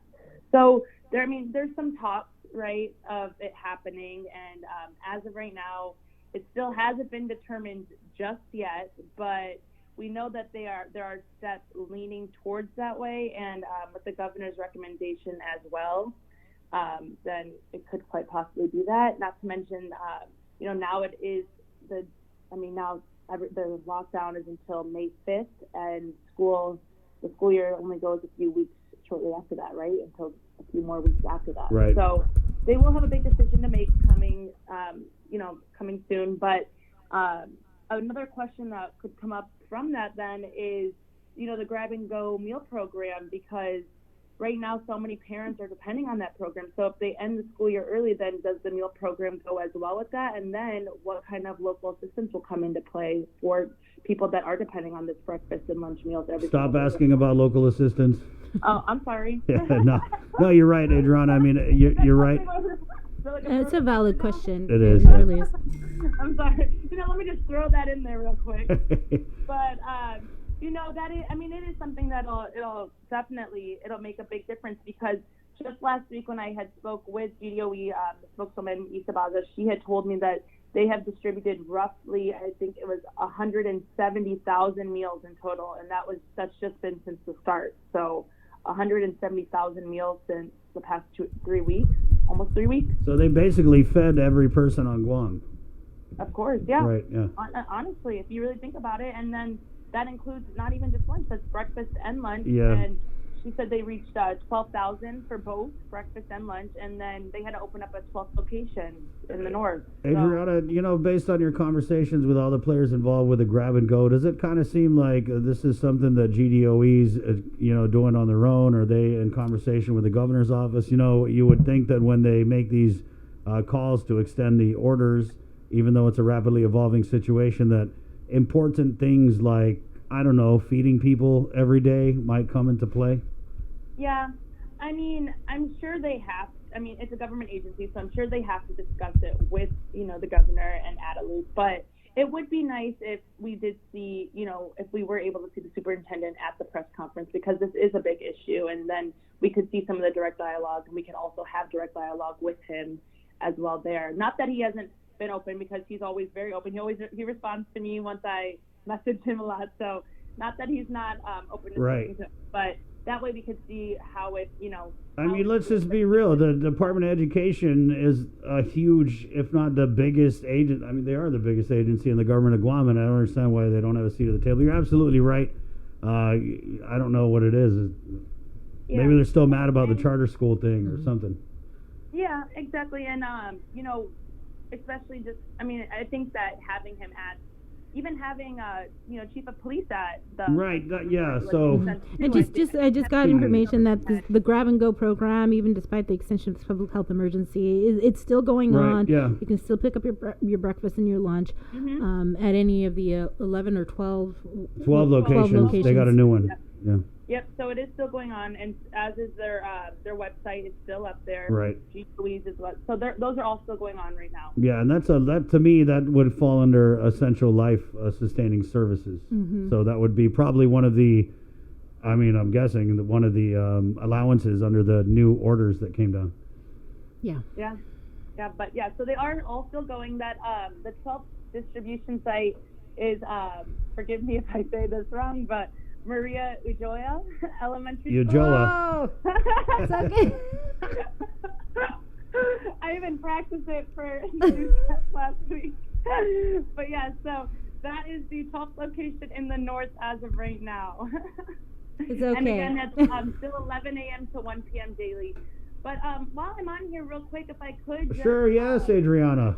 Oh, go ahead, yeah, while you're here. Oh, thank you. No, if I could just real quick, just because I had an interview last week with Dr. Judy Wanpat in regards to victim advocates reaching out. Vero, she's the president of Vero, and I just want to throw out that the hotline, if I could, on here real quick, just for any anyone that may be a victim of domestic violence during this time, just so they know that there is a hotline, and they can also visit the website. So if I could just throw the number out there real quick, just again, it's 671-477-5552. Yeah, it was very interesting or I shouldn't even say interesting, but it was touching to talk to Dr. Wanpan. She had just mentioned some things that I didn't even think about at first. When you think about people that could be in the situation right now and how they could also, for all we know, there could be victims that the threat is that they're being withheld any medical treatment. So we don't know the situations that everyone is in right now. So I just want to throw that out there. Yeah, I talked to her last week too, and she had told me something that got to me. She said that what they're seeing now is women are having to isolate with their abusers, and they're getting calls where women start to talk, and then they do a quick hang up where the suspected abuser will then call back trying to figure out where this, so just knowing that a lot of women out there are stuck with these a-holes.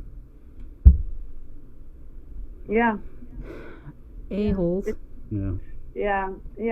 But on the other side of that too, Adriana, it's good to know that there are people like we've talked with ESA Psychological Services that these people, they're still doing what needs to be done. Maybe they could get a COVID hero shout out or something. Oh yeah. Well, there are heroes. Yeah, of course. And she had mentioned that they had been receiving an uptick in off-island callers, people that know that their family members are sometimes put in these distress situations. But whenever someone calls from off island whenever the victim themselves is not called, they cannot do anything. Right. Because they can't make the call that puts them in more danger. Yeah. They can't do any on-site visits. So you said something about the chief of police, and I want to kind of echo that too, and maybe a call out because I actually tweeted something last night, and I was thinking about all the people we're not hearing from. We're not hearing from the lieutenant governor. We're not hearing from former Governor Carl Gutierrez. It irks me because there's so many issues just falling in the cracks.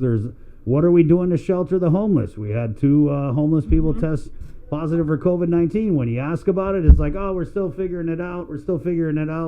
But even telling us you're still figuring it out on a daily basis so that we can share it with everybody who's waiting is better than silence.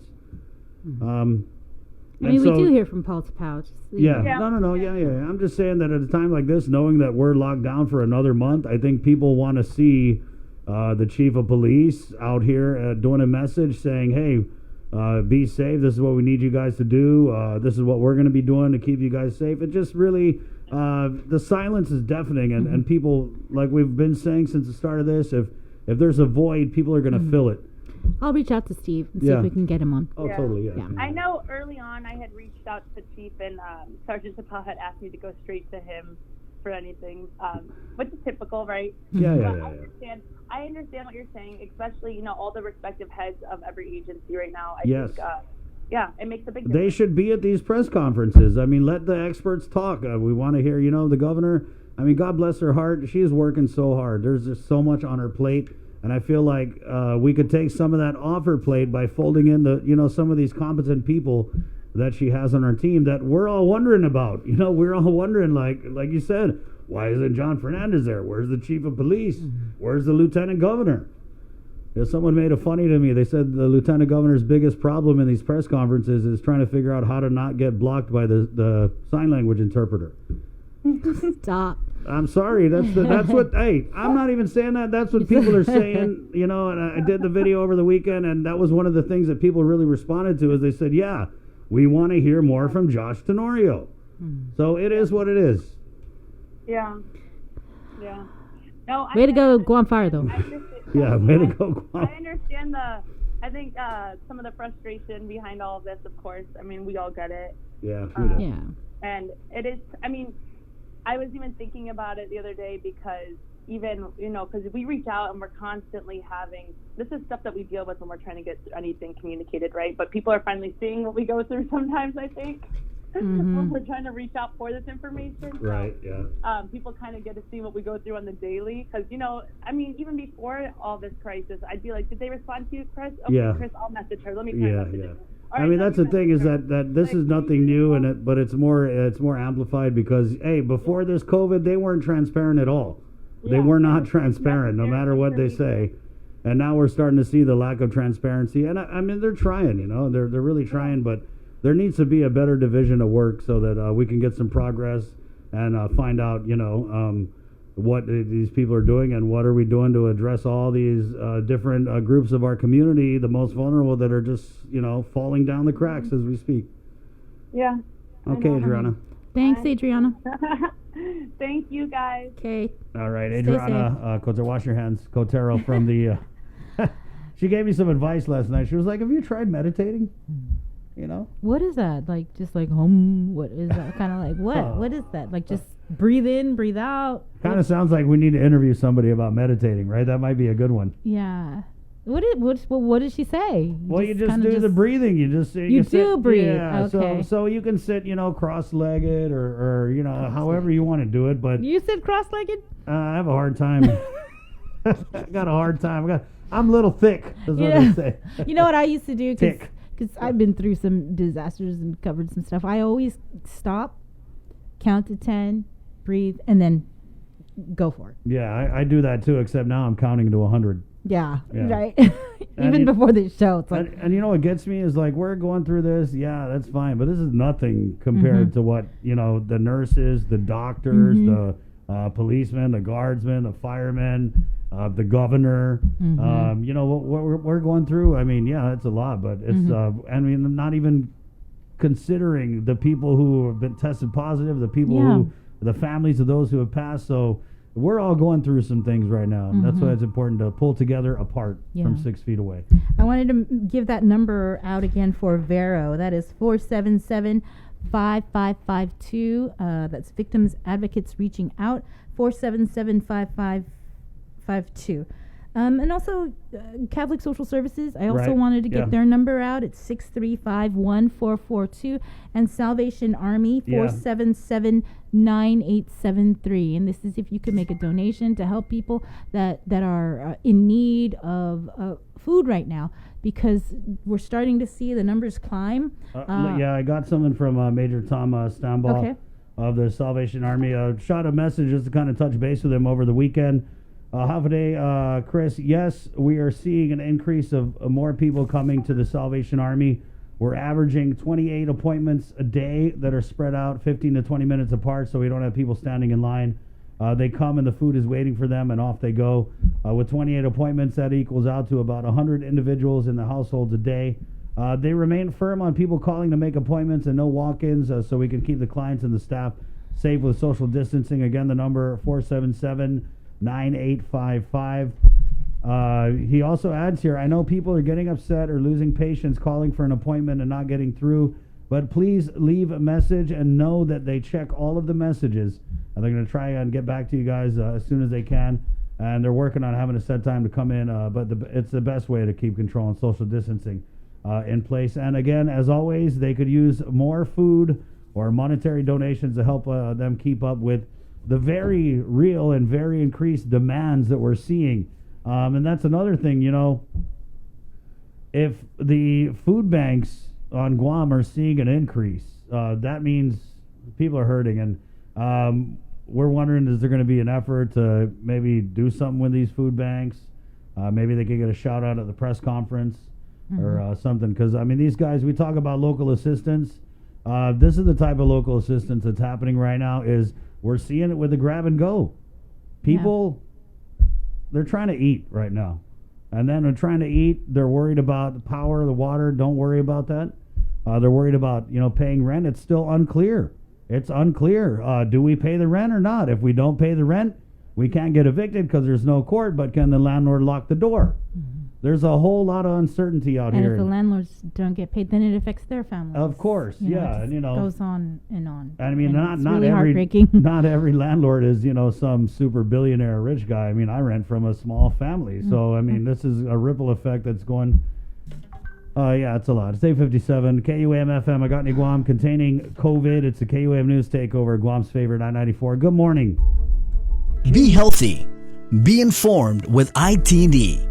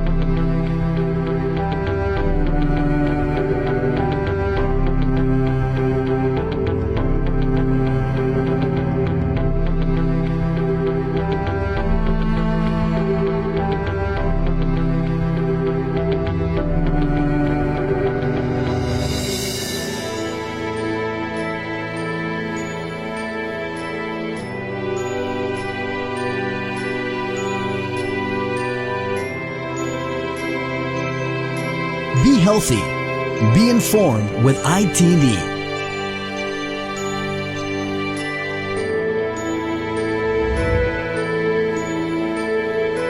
GU Self-Storage, conveniently located near the Harmon McDonald's. We offer affordable rates, online payments, and auto bill pay for your convenience. Plus gate access daily from 6 a.m. to 9 p.m. Call us today at 648-7867 for more information.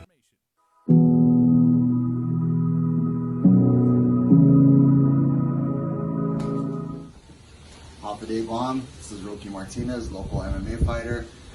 I'm doing all my training at home, so man, I encourage you guys, please stay home. Let's help the community out. Let's help the hospitals, the doctors, the nurses, everybody on the front line. If we all stay home, it helps them out.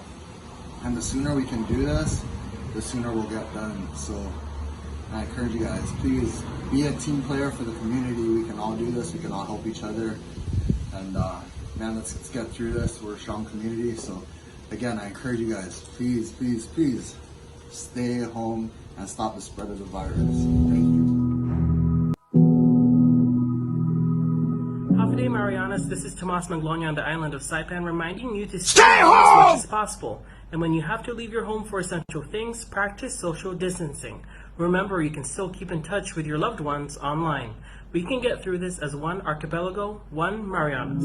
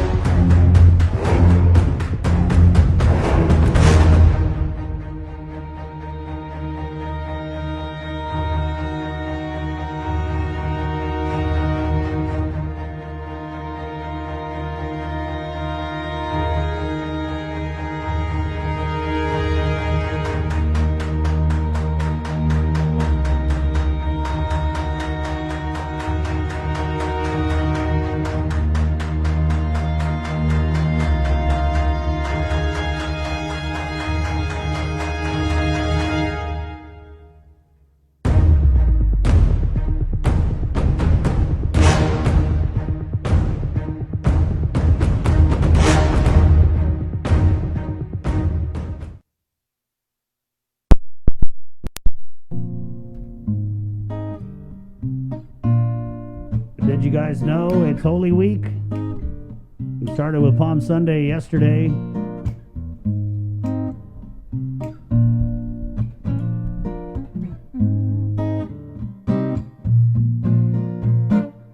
Stay in your lane, cause we all have a different path. Don't worry, they all lead to the same place.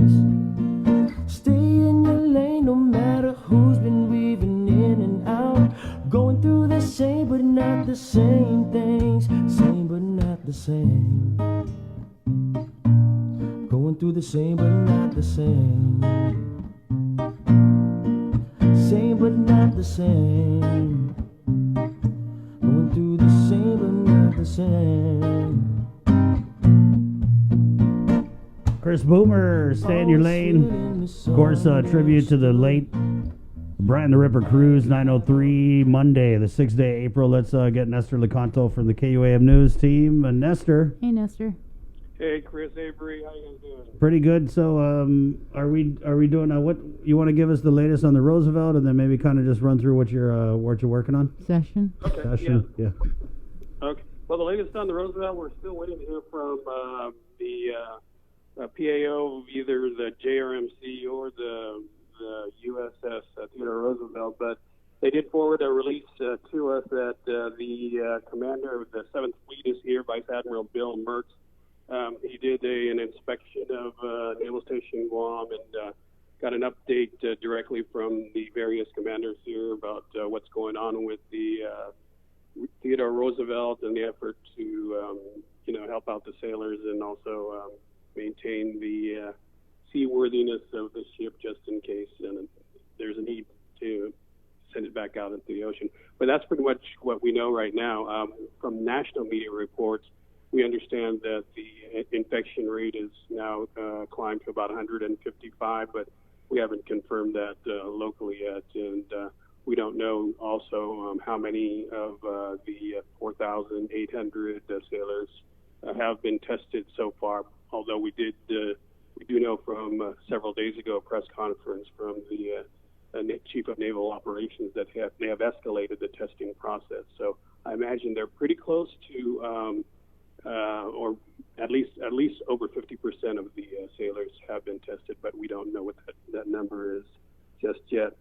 Moving on to the legislature, we also don't know when emergency session is going to take place.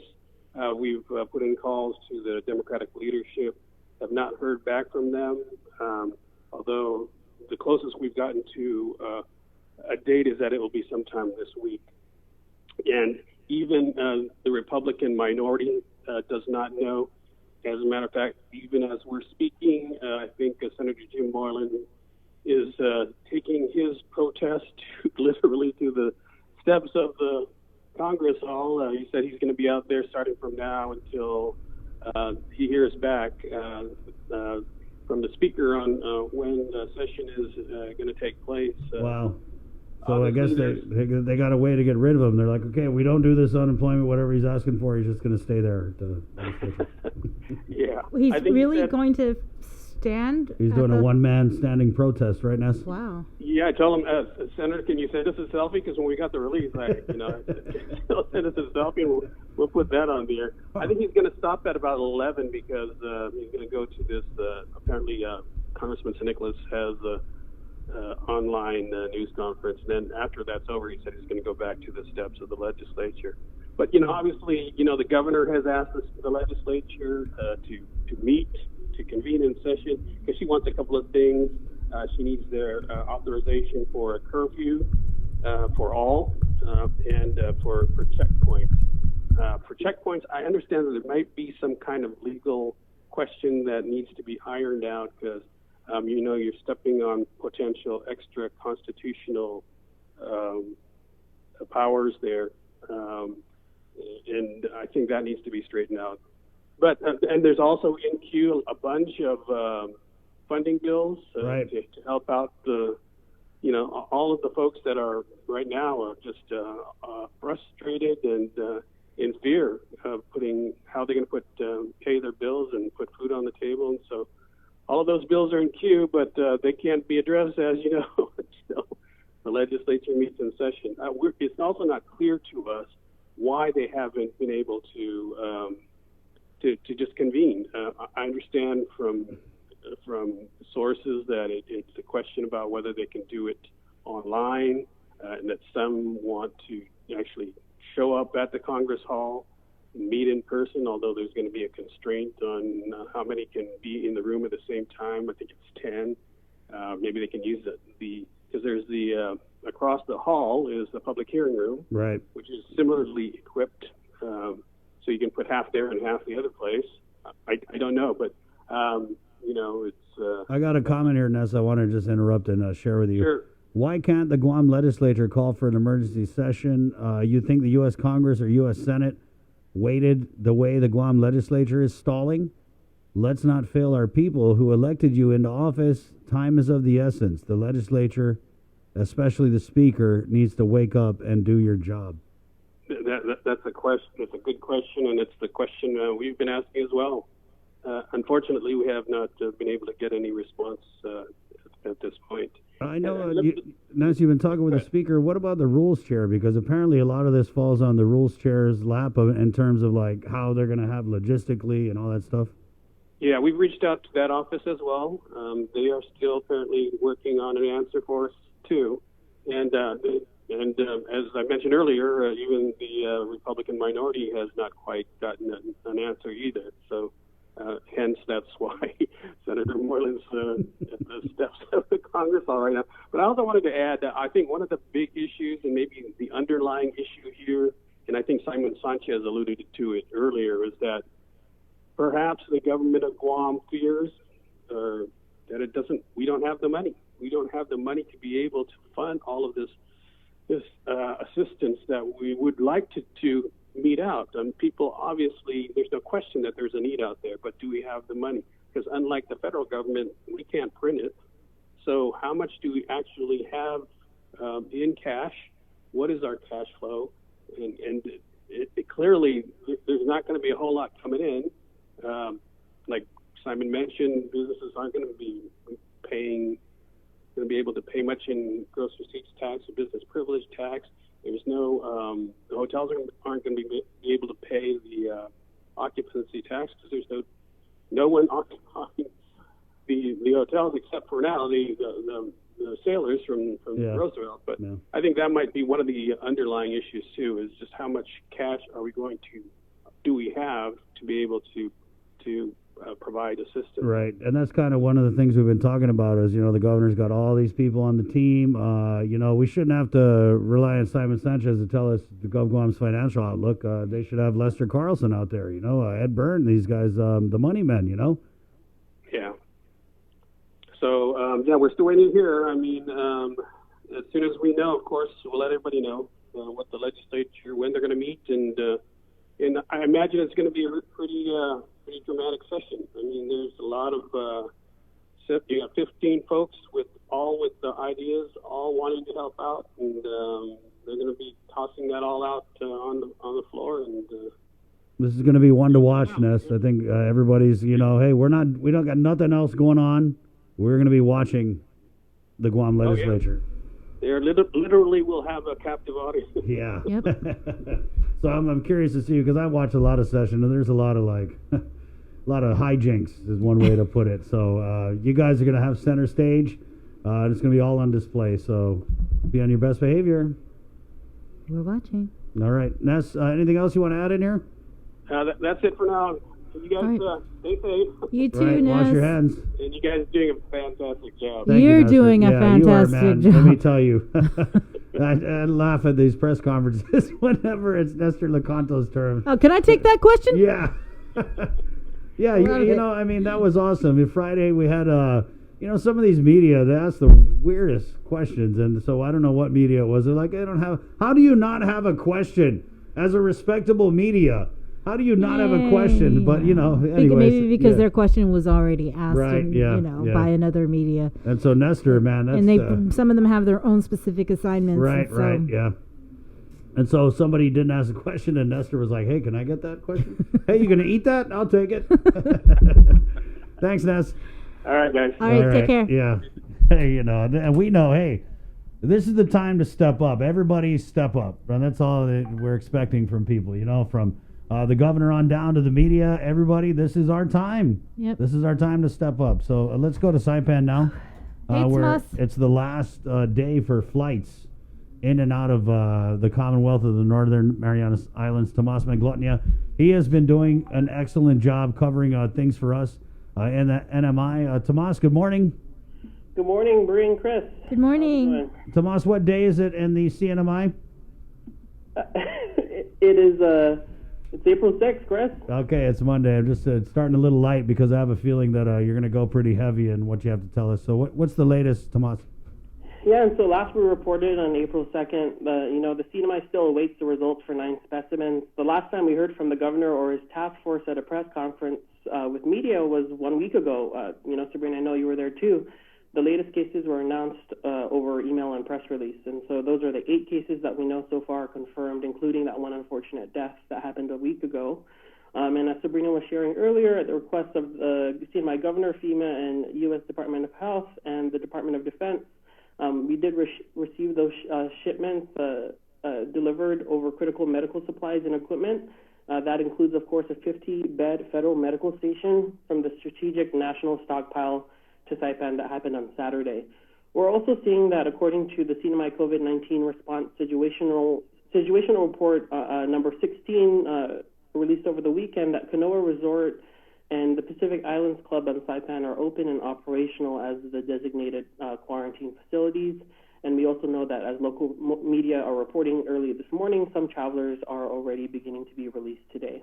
And another thing that the report notes is that many stores on the island of Saipan, this report says, have shut down, leaving the remaining stores on the island to be crowded. I also wanted to share some new updates with regards to the executive order, the first of which is about public beaches and pathways on the island of Saipan and in the CNMI generally. So effective April 4, announced on April 3rd, all public beaches and pathways will be open from 6 a.m. to 6 p.m. for individual use for purposes of exercise and wellness, both physical and mental, and shoreline subsistence fishing, such as talaza and rod and reel. Individuals must practice social distancing while exercising and subsistence fishing. Also sharing a second update with regards to the original executive order. As of April 4, all boat ramps and docks are reopened effective immediately. Governor Torres rescinded Directive 17 after consultation with the U.S. Coast Guard and the task force. It was determined that the capacity for enforcement of boating safety operations is sufficient to lift the restrictions. And so that's the latest info I have for you this morning, Chris and Bria, on containing COVID in the CNMI. Tomas, I know that we were talking even, I think it was last night, about the lack of tests results being reported over to the CNMI after hearing from Linda DeNorsi. Was it last week that we interviewed her, that they were going to set aside five test results for the CNMI? So apparently, is that not happening?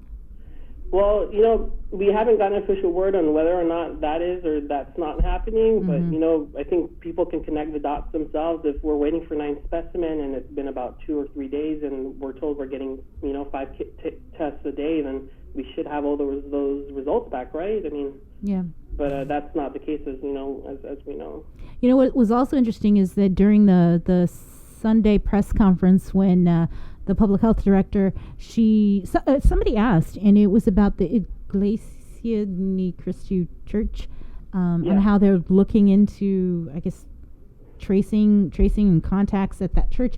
And when the press conference was held with the governor, Torres, in Saipan, he mentioned something about testing people that were connected to a faith-based organization. Yeah, is it the same one, Tomas? I can't confirm that. There's no one that went on record that told me that. I do know that some parishioners or some members of that faith-based organization were screened. And Sabrina, Mayor Aldan from Tinian also shared this, that members of a faith-based organization on Tinian were also screened. Now it's not clear if those are connected, but that's definitely a question people are asking, and we're told because of privacy reasons they're not able to share that. Is that faith-based organization, or this particular church here in Guam, do they have organizations in Tinian and in Saipan? They have them of the same name. I'm not sure what the structure is. If it's necessarily like the Archdiocese of Guam, and then of the CNMI, if that's separate too. But I know that a lot of people are asking those questions, and we haven't gotten answers for them just yet. Okay. Well, hopefully, Kevin Bautista, if you're listening, maybe we could get, maybe they can start their press briefings so that people can, like yourself, ask some questions and get an update on the situation there. I mean, there are things that are ramping up over there. Obviously, we see the press releases, but it would be nice to be able to ask questions. Right. Those annoying media and their damn questions. Yeah. God. Always wanting something. These are different times, and people are demanding information, and we're just doing stepping our up. jobs. That's all. There's a demand out here. The people, we got like thousands of people on our back. Hey, ask this. Hey, what about this? Hey, what about this? So. Yeah, and last I checked with the mayor of Tinian, as he told us in the live stream on Facebook, that the contact tracing has continued to be done, and as of what he told me last week on that interview, that they're waiting for the results of that second screening, because when you take the temperature at first, the symptoms might not be there; they may be asymptomatic. So we're still waiting for all of that information. That's something that we get some info out of Rhoda in terms of their preparedness. Too. Okay, yeah, we're hoping to get that interview this week whenever you can set that up. But for people who haven't watched the interview that Tomas did with the mayor of Tinian, please check it out. It is streaming now on our Facebook page. Thanks, Tomas. Thanks, Tomas. Thank you. Please meditate, Chris. Last time I tried, I just fell asleep, so I don't know if I did it right. You did it right. I did it right. Okay. Hey, Tomas Maglotnia out in the NMI. He's actually on Saipan. Or if you're mad at him, he's in Rhoda. But yeah, please check out that interview with the Tinian mayor that he did, and again, he's working on getting an interview with the mayor of Rhoda, where he's originally from. Right, I wanted to share this. Hey, thank you guys watching our Facebook live show. Thank you so much. We ask that you watch the broadcast, of course. We give you real information in real time, and then after, if you could share it, we break up all the interviews and we put them out on our social media networks. Of course, we value your comments so much, and I see them when they come down, and if we just really don't have time to respond to every single one, but I am making mental notes, and I'm a pretty good mental note taker about what you guys are trying to ask about, so we kind of just keep that close to our chest. I had a comment here, and again, comments, you send them anywhere. You got my number, WhatsApp, or you send them on a Facebook Messenger. This one comes off of Messenger. Nicole writes, I was listening to you guys talking about the pregnant moms at Guam Memorial Hospital. I have a niece who is due anytime, and she is so worried about all this going on and with what's happening at the Guam Memorial Hospital. I really hope they do something soon. The governor, Lulian Guerrero, needs to think outside the box and put all politics aside and think about the people of Guam and what she took that oath for. She has a lot on her plate, but that's what the Magahaga has to deal with on a daily basis.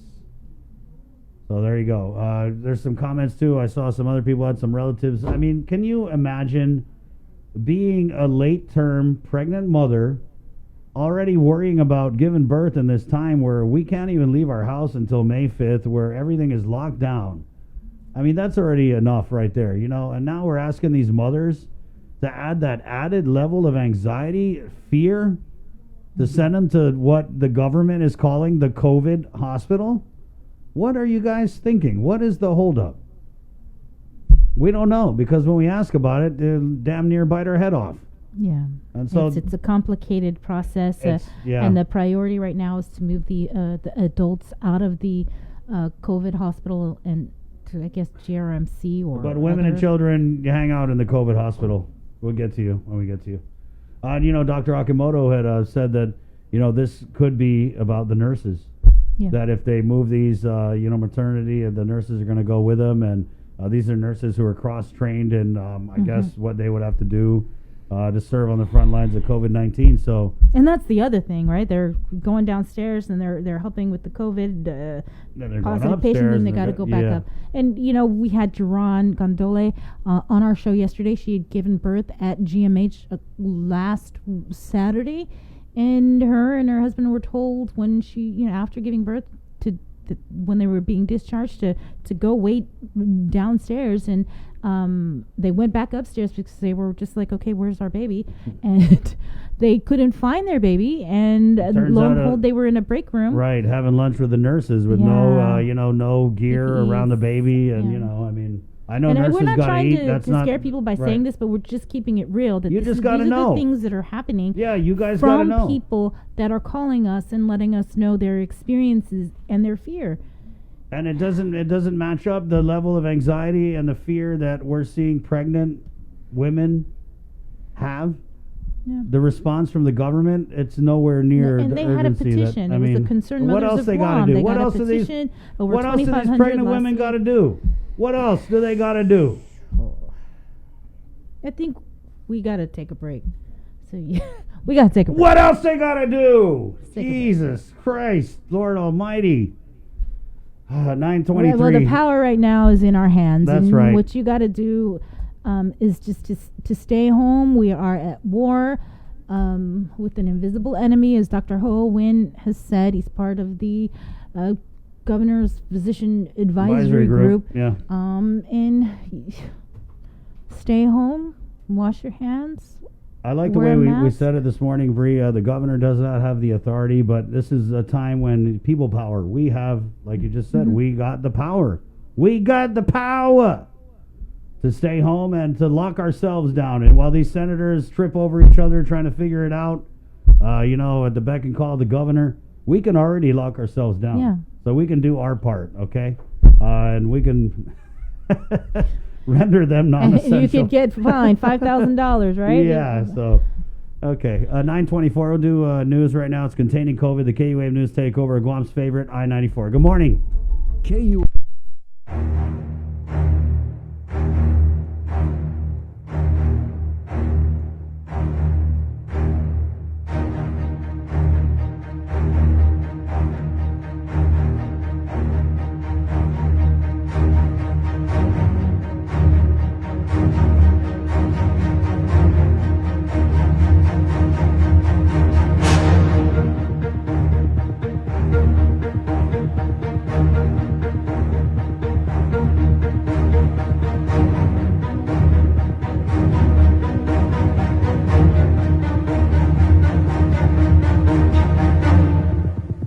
GU Self-Storage, conveniently located near the Harmon McDonald's. We offer affordable rates, online payments, and auto bill pay for your convenience. Plus gate access daily from 6 a.m. to 9 p.m. Call us today at 648-7867 for more information.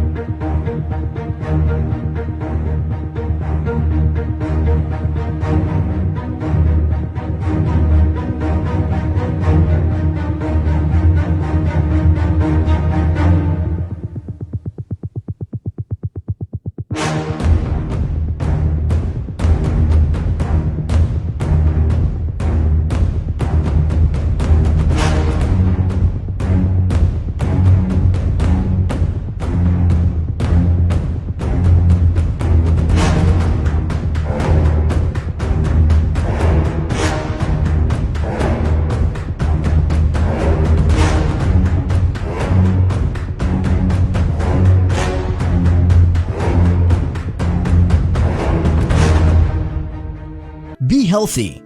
Be informed with ITD.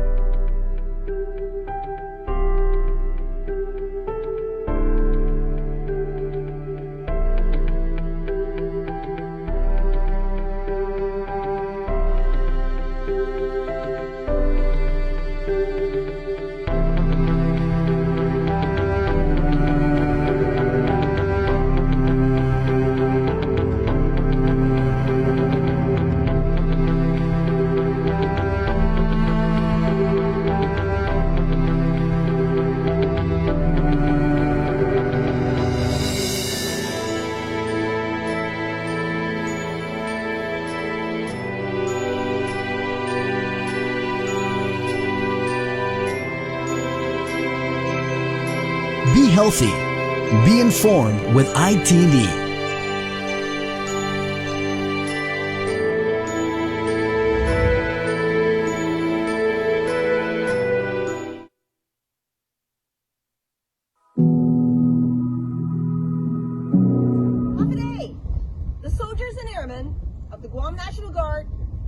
working hard to fight this coronavirus battle. You can help us win this war. Please. Stay home! Saga Gigimatmizu.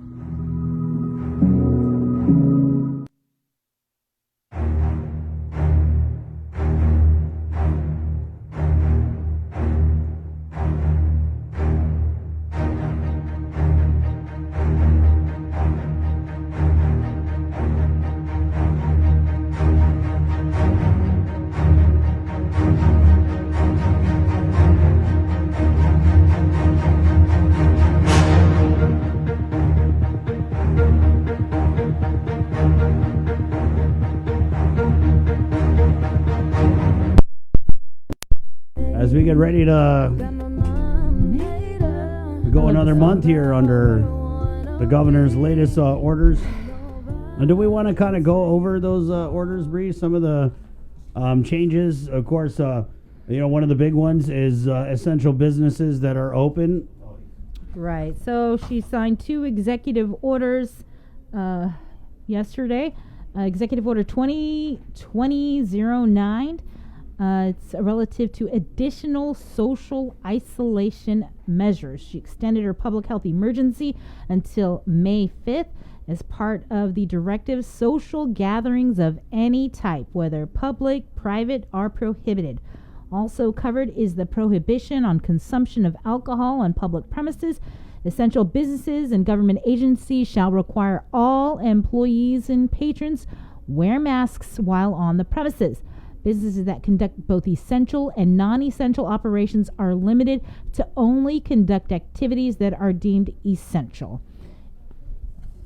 The other executive order she signed, which was 2020-08, which is related to establishing COVID-19 response differential pay policy for employees working in support of the public health emergency. So there's 3 categories. There's a 25% differential pay, the 15% differential pay, and a 10%. But not a double. Pay. It's all not double pay. No, it's right, all based on your level of exposure to the coronavirus, and that is not retroactive. It is just effective yesterday.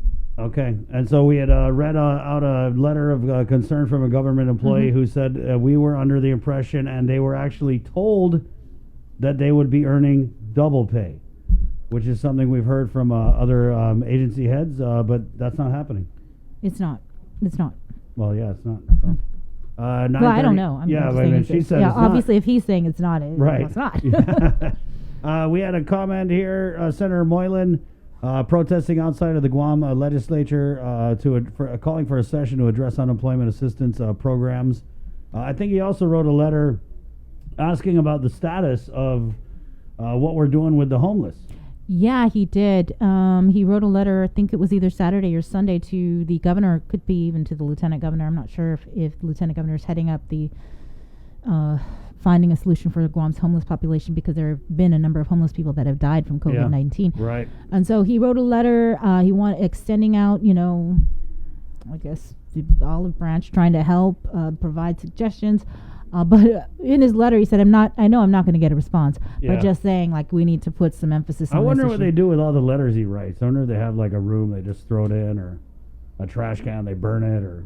I don't even know if it gets that far. It's probably envelope. Okay, never mind. Maybe the postman already knows. Just Postman's, kidding. no, governor don't want this. Yeah. Yeah, but things are bad when Jim Moylan is concerned about the homeless. That's all I'm going to say. 9:31. I actually would like to talk to him, because I know that there's that meeting, that's press conference today at 11 o'clock. Right. And see what exactly... so what we're gathering is that Congressman San Nicolas has a plan. Mm-hmm. Okay, nobody knows the details. I reached out to Juan Carlos Benitez, who is, sometimes Mike San Nicolas' chief of staff. He said, I got no idea. I don't know what he's doing. Yeah. I got no clue. What did it say?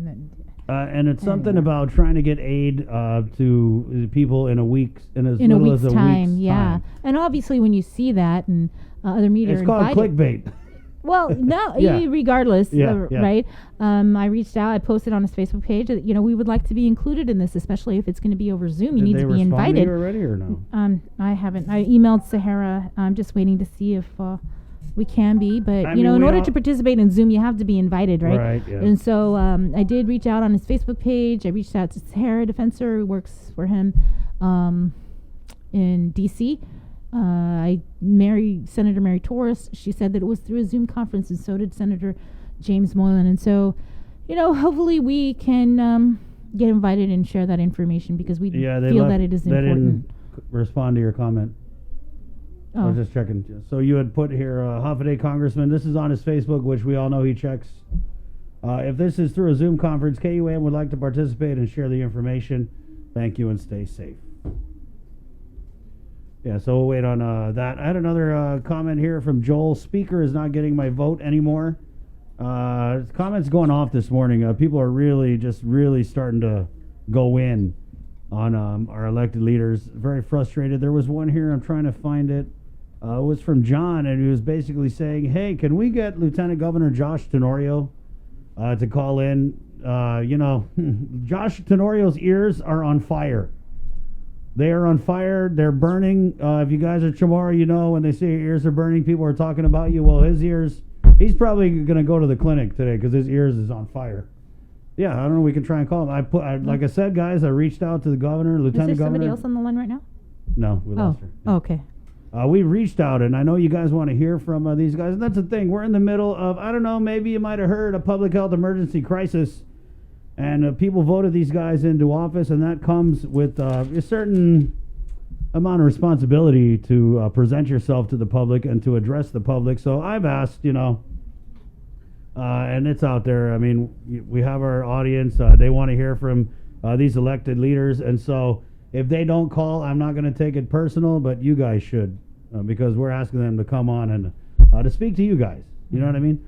9:35. Bree, do we want to go over the test results? Again, there's some people just waking up to the news that we had 17 positive COVID-19 cases last night. Right. The release came down just after 11 o'clock last night from the Joint Information Center that Public Health tested 38 individuals for COVID-19 on Sunday. 17 tested positive through Public Health and 21 tested negative. An additional 2 cases of COVID-19 had been clinically diagnosed, and while those cases have tested negative, they have imaging findings consistent with COVID-19, displaying typical symptoms, have epidemiological links to previously confirmed cases, and are being treated as COVID-19 cases. Public Health's overall count includes 9 positive cases that were tested by the Naval Health Research Center in San Diego. So if you combine everything, right now the total confirmed cases of COVID-19 on Guam is now 112.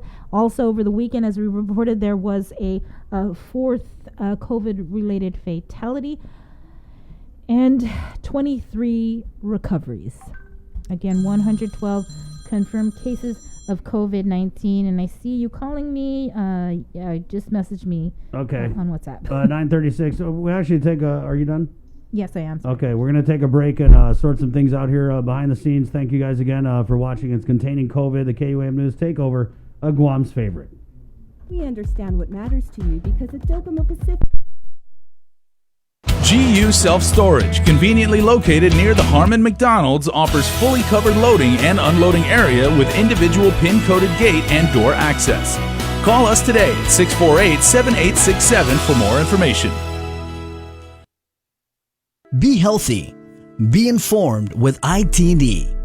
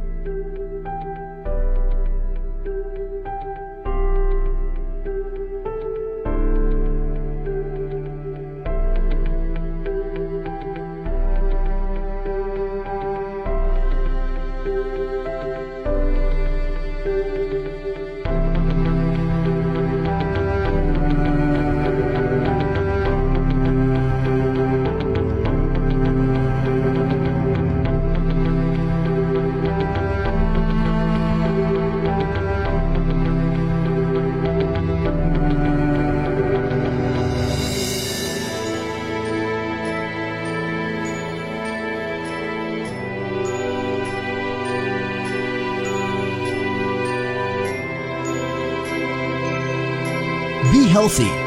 Be informed with ITD.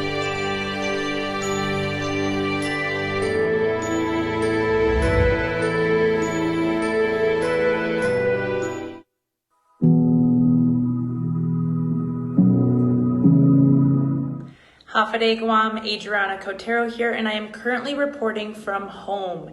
And I encourage every single person in this community to stay home. COVID-19 cannot survive if we do not feed it, and that means staying home and washing our hands.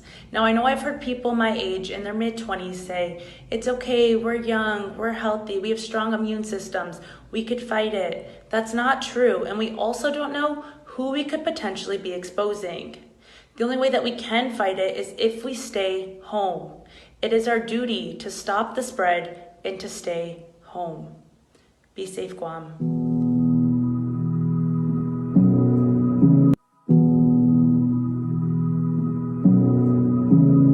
Hafade Guam. My name is JJ Ambrose. That's Juliet. This is Isabella, and that's Applejack. For the last 2 weeks, pretty much since she was born, we've been stuck at home in quarantine. I miss my friends. Hilarious, but it's not really What? hilarious. You just got a call or someone asked you, hey, do you know what letter we're supposed to put on our car Hey. when we drive around? And I just got to say, like, I got so much crap for this video I did over the weekend, but I only got it from people in the government. Like, everybody else was just so, they were... And the only reason why I did it was because it's like I felt like I talked to so many people and that's what they're all saying. So it was, for me, it was a no-brainer. No, I hear you. The governor didn't like it. Hearing her, other people didn't like it, but it is what it is, man. And so part of the video and what I talked about was that the governor was irresponsible, whether or not intentionally or whatever. Friday, she said, hey, we're going to do this. We might put letters on the cars. Maybe it's like you put an A if you're going to go to the store and do this and la la la. And then she said that we're going to announce it probably maybe tomorrow. So again, if that's the last thing you heard and you're waking up Monday, She said we're working on the details. right? Then you're totally in the dark. Well, here's what happened: is there was no announcement Saturday. Instead, the media got a text message saying, oh, man, there's a scheduling conflict. Like, you guys couldn't come up with a better reason? I mean, it just sounds so, what, she had a 1 p.m.? I mean, if it was that you guys were still trying to figure out how to dance around people's constitutional rights, then just say it. And so what we had was the governor telling everybody this is what's going to happen, and then it never happened. And then they come out Sunday, and they say, well, we don't have the authority. And so if you're just joining us, the governor doesn't have the authority to make you put a letter on your car or to do a checkpoint or, it's kind of weird because they have the authority to tell us to wear masks in a private business and to tell your customers to come in to wear a mask, but maybe that's on like more the public health emergency side. So we're not clear, and again, they're not taking any questions on it, so this is where we're at now. My deal, though, is the fact that you announce that you don't have the authority. So my concern is that shouldn't you have been planning this, weeks ago that you knew, like, as the numbers grow. Bree, it's rapidly evolving. Yeah, but where's the plan, you know? Anyway. Where's the plan? What is the plan? No, you're right. You're totally right. I mean, God, Jesus, H. We have people we haven't seen who've been AWOL. Like, these are people who should be working on this type of thing. Your crackerjack hotshot legal advisor should have had this planned out. They should have said, hey, all the doctors are saying this trajectory is increasing. They said it from the first week we had COVID-19. So why wasn't more done? You mean to tell me you guys never thought to be like, man, if this escalates, do we have the authority to declare martial law, or did you just think you had it all the time? Because people out here, we understand it's rapidly evolving, but, you could still plan around those kind of things. And it doesn't take a rocket surgeon to figure out that if in the first week of this, doctors are saying thousands will die, that you should plan accordingly. And not just take us on this fly by the seat of your pants roller coaster. Remember, all these decisions you're making and not making and unmaking and the uncertainty, it's not just you and your staff. We're all along on this ride. 9:43. Boy, I'm going to tell you right now, it's going to be a bad month. Okay. On all, I mean, all right, let's get to our caller. Okay. get John on the Hi, the John. line here. Hi, John. Good morning. Hi, good morning. How you doing? No, we're holding off on our side, staying That's good. in the house, Good not to hear. going anywhere. Good to hear, But I was listening about, all this essential traveling and stuff and going to the store. I thought I'd mention that maybe it'd be good if the stores actually only open Monday, Wednesday, Friday to the public, and then Tuesday and Thursday they take the time to sanitize their stores because it's spreading. Yeah. Mm-hmm. That'd be something good to think about. Because when I go to the stores, like, I do see people just touch things that they don't need, and they look at it, they dig through things, and then they just move away. And, they're not using gloves. They're not. And I stay on the north side, so, they like to touch and then rub their face, and then they come in sweating, and then they touch stuff again. And it's making it to the point to where I gotta bite my lip. This is stuff like you didn't really notice before, right? But now it's like hyper-focus. Whoa, that lady touched your face 3 times and then picked that bottle of ketchup up and read the directions and traced each ingredient with her finger. It's to the point when you go shopping, you get home and you have to wipe everything down. Yes, I didn't even think of that. Yeah. Like I go to the store, I buy my kids snacks, and right when I get in the house, they run to me, Dad, can I get a snack? I'm like, hold on, because we got to Clorox wipe these things down first. I'm starting to run out of wipes. Starting to run low on money to buy some more wipes. Oh, God, wipes are so expensive. Nothing good is coming out of this. Get some Clorox bleach, some dishwashing soap. I got it. And then get the paper. All right. But the fact is that I keep on buying them, and there's no money coming in. Exactly, I hear you. The money is running out, so I'm trying to find a way to stay a little bit more clean. That's why, because I just went to the store yesterday. Right out here in Laddie Heights, a village pantry, and the store was packed. The parking lot was packed. Everybody's in the store. I didn't even want to go in the store. I stayed in my truck until I seen like 5 cars leave. Yeah, they got the lines taped up in there, but when I went in, people are touching this, people are touching that. I'm not saying they have it, but I gotta assume they have it, so that's what stay more safe. John, that's what they told us to do. They told us to assume everyone has it, and I also want to bring this up here, and I was guilty of it. We came back from a commercial break. I forgot to put my mask back on, but in watching that press conference yesterday, we had the highest elected official in our land and her number 1 public health person, and I think also the administrator of the hospital. Telling us we all have to wear masks, but they're addressing us with their masks down, and all of that aerosolized. The color of the lipstick. I mean, all that spit and all that stuff that the doctors are telling us is how COVID-19 is transmitted. All that's going onto the podium, and then they are touching the podium, and it just was like that was hard for me. I just think it'd be really wise. Like, I mean, people can plan accordingly. They need stuff to last them for 2 days. They go to the store on Monday, because they're going to be closed on Tuesday for sanitizing. It minimizes the chance of people getting infected, man, because it's just too much out here. And I'm doing everything I can to keep my family safe, and I'm doing my part. I'm following all the guidelines that they tell us to do. And then when I go out there, there's other people that, like, they're taking it lightly. It's a joke, and it just irritates me. And I just, like, it's to the point to where maybe if you slap them, they won't do it again, but I don't want to do that because I don't want to go to jail. Yeah, well, you got to touch them, too. I got to touch them, too, But I'm using gloves now to take off the glove, but that's besides the point.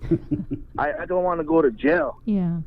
And they're not taking this. They're not taking this seriously. There's people dying. The counts are coming up higher, and it's like the lockdown's getting longer. Things are only going to get more hectic. You're right. It's just getting too much, man. John, I want to go back to what I said in the video that went around. I said that we're very fortunate on Guam because we're one of the last places to get hit by this wave. So we have everything that has happened before us.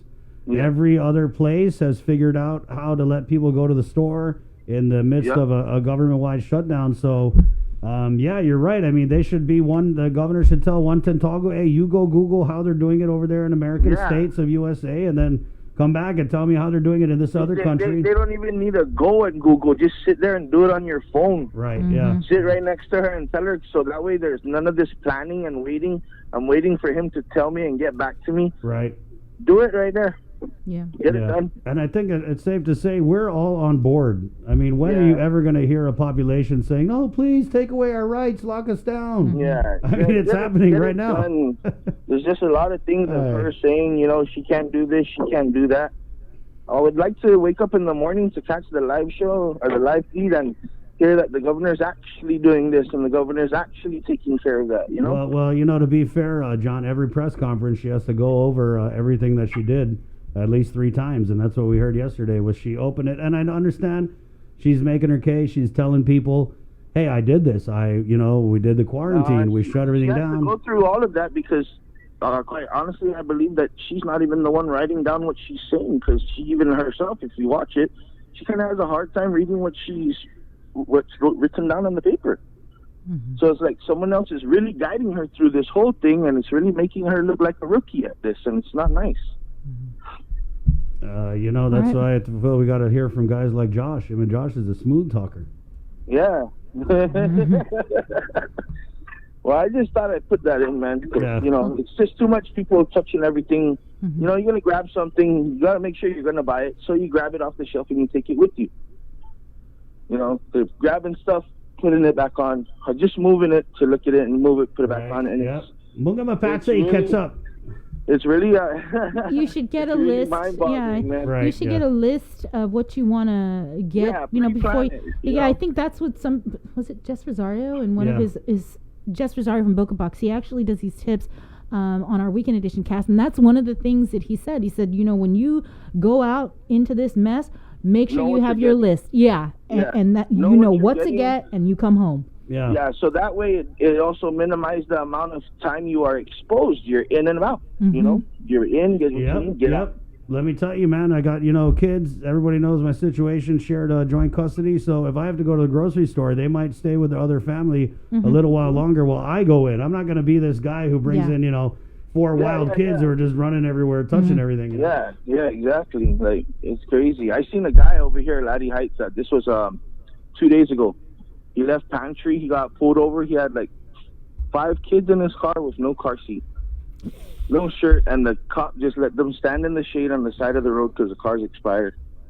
Wow. I was freaking out. I was like, dang, this is not a time to be taking your family on a daily stroll. I mean, maybe he didn't have a careggiver. I don't know. Maybe or something. Maybe. Could have planned that out better, Right, something really to take a little bit more serious. Yes, yes, John. We need to do that. We need to plan minimum time out, you're right. This is things that we have the power to do this. We already have our own power to do this, John. You know what really sucks for me is before all of this happened, I was actually, starting to get my beach body, but Lana, when the lockdown happened, I put the 20 pounds right back on. Hey, I'm right there with you, bro. Me too. Right there with you. All of that workout and good exercise went down because we're locked down, and we put that weight right back on. God, donuts. All right. Well, you guys have a good one. You too. You too. Be safe. Thank you guys for all the live feeds. Yes, we'll do. All right. Okay, thank you. Okay. I wanted to just do a shout out before we wrap up the show because he was talking about how he went to one of his mom and pop stores in the neighborhood, and somebody had messaged me, and I just wanted to give a shout out to Parks Market because, like another store in Sweeney that we talked about a couple of weeks ago, they've installed sinks outside of their store. Wow. So before you go in, they make you wash your hands, and so shout That's out cool. to Parks Market. I had a funny story my party told me about one of the stores in the South is they've instituted ahead. They did this ahead of the governor's order. No mask, no entry. Yeah. But it was funny because he was like, well, guess what? They sell masks, $7. So you don't got a mask, they can help you What's out. the name of that store? Because masks are a hot commodity. Yeah, if you guys are really willing to go down to Inarahan, that's down there. No, but what John said about touching stuff in the store, now's not the time to get experimental with your grocery shopping. Don't be in there I wonder how's this? How many grams of that is that? Go in, do what you got to do, and go home. Okay. And stay your ass at home. Yeah, stay. Really. I mean, we've said this. We don't need to wait for Tina to get the Speaker Tina to get the senators and the governor to tell them what to do. All this. We don't even need that. I mean, they're going to do it so they can give you guys a fat $5,000 fine, up to $5,000. But we have the power, we have the authority to do it ourselves. and that's what we're going to do. That's right. Okay. Stay home. Mask up. Wash your hands. Mask up, everybody. Mask up. We're getting gloves tomorrow. I got gloves. I didn't even get a chance to bring my whole little kit. I have my kit. It's ready to go. I have my hand sanitizer, my gloves, my masks, my alcohol wipes, my Tylenol. Yeah. And it's always good to go. You got your go bag. I got it. Zombie apocalypse. It's like go my bag. little red first aid kit. Right. It used to have my son's jiu-jitsu stuff, like ice packs and wraps, but it's like, take that out, Wow, there's a blast from the past, jiu-jitsu. I know. My Wow. son misses jiu-jitsu. Can't believe it. No jiu-jitsu for my baby. All right, 9:54. Hey, on that note, I think we're good. Are you good? I want to address this comment. I don't know if Okay. Ken is. He said, "Is Chris a COVID-19 expert? He has all the answers."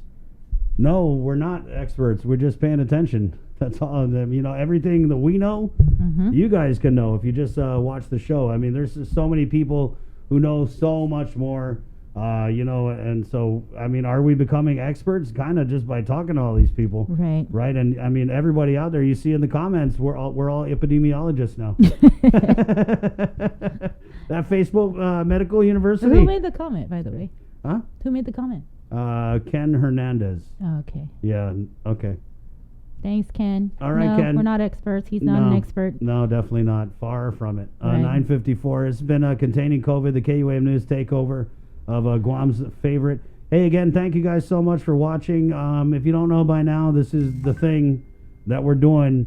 We were planning on doing it until April 13th. Well, guess what? That's changed. So now May 5th, Bree. May 5th. All Okay. social gatherings are prohibited. Essential businesses should only be selling essential items. We had, pictures went around over the weekend. Man, I tried to get Linda, but there's 20 million things going on. What they did up at Kmart, I'm hearing they've also done at other businesses where they're basically roping off areas of these stores where their interpretation of non-essential items are at. So we're seeing that level of enforcement on public health. They're also asking any businesses that are open that they mandate that the employees and the customers wear masks.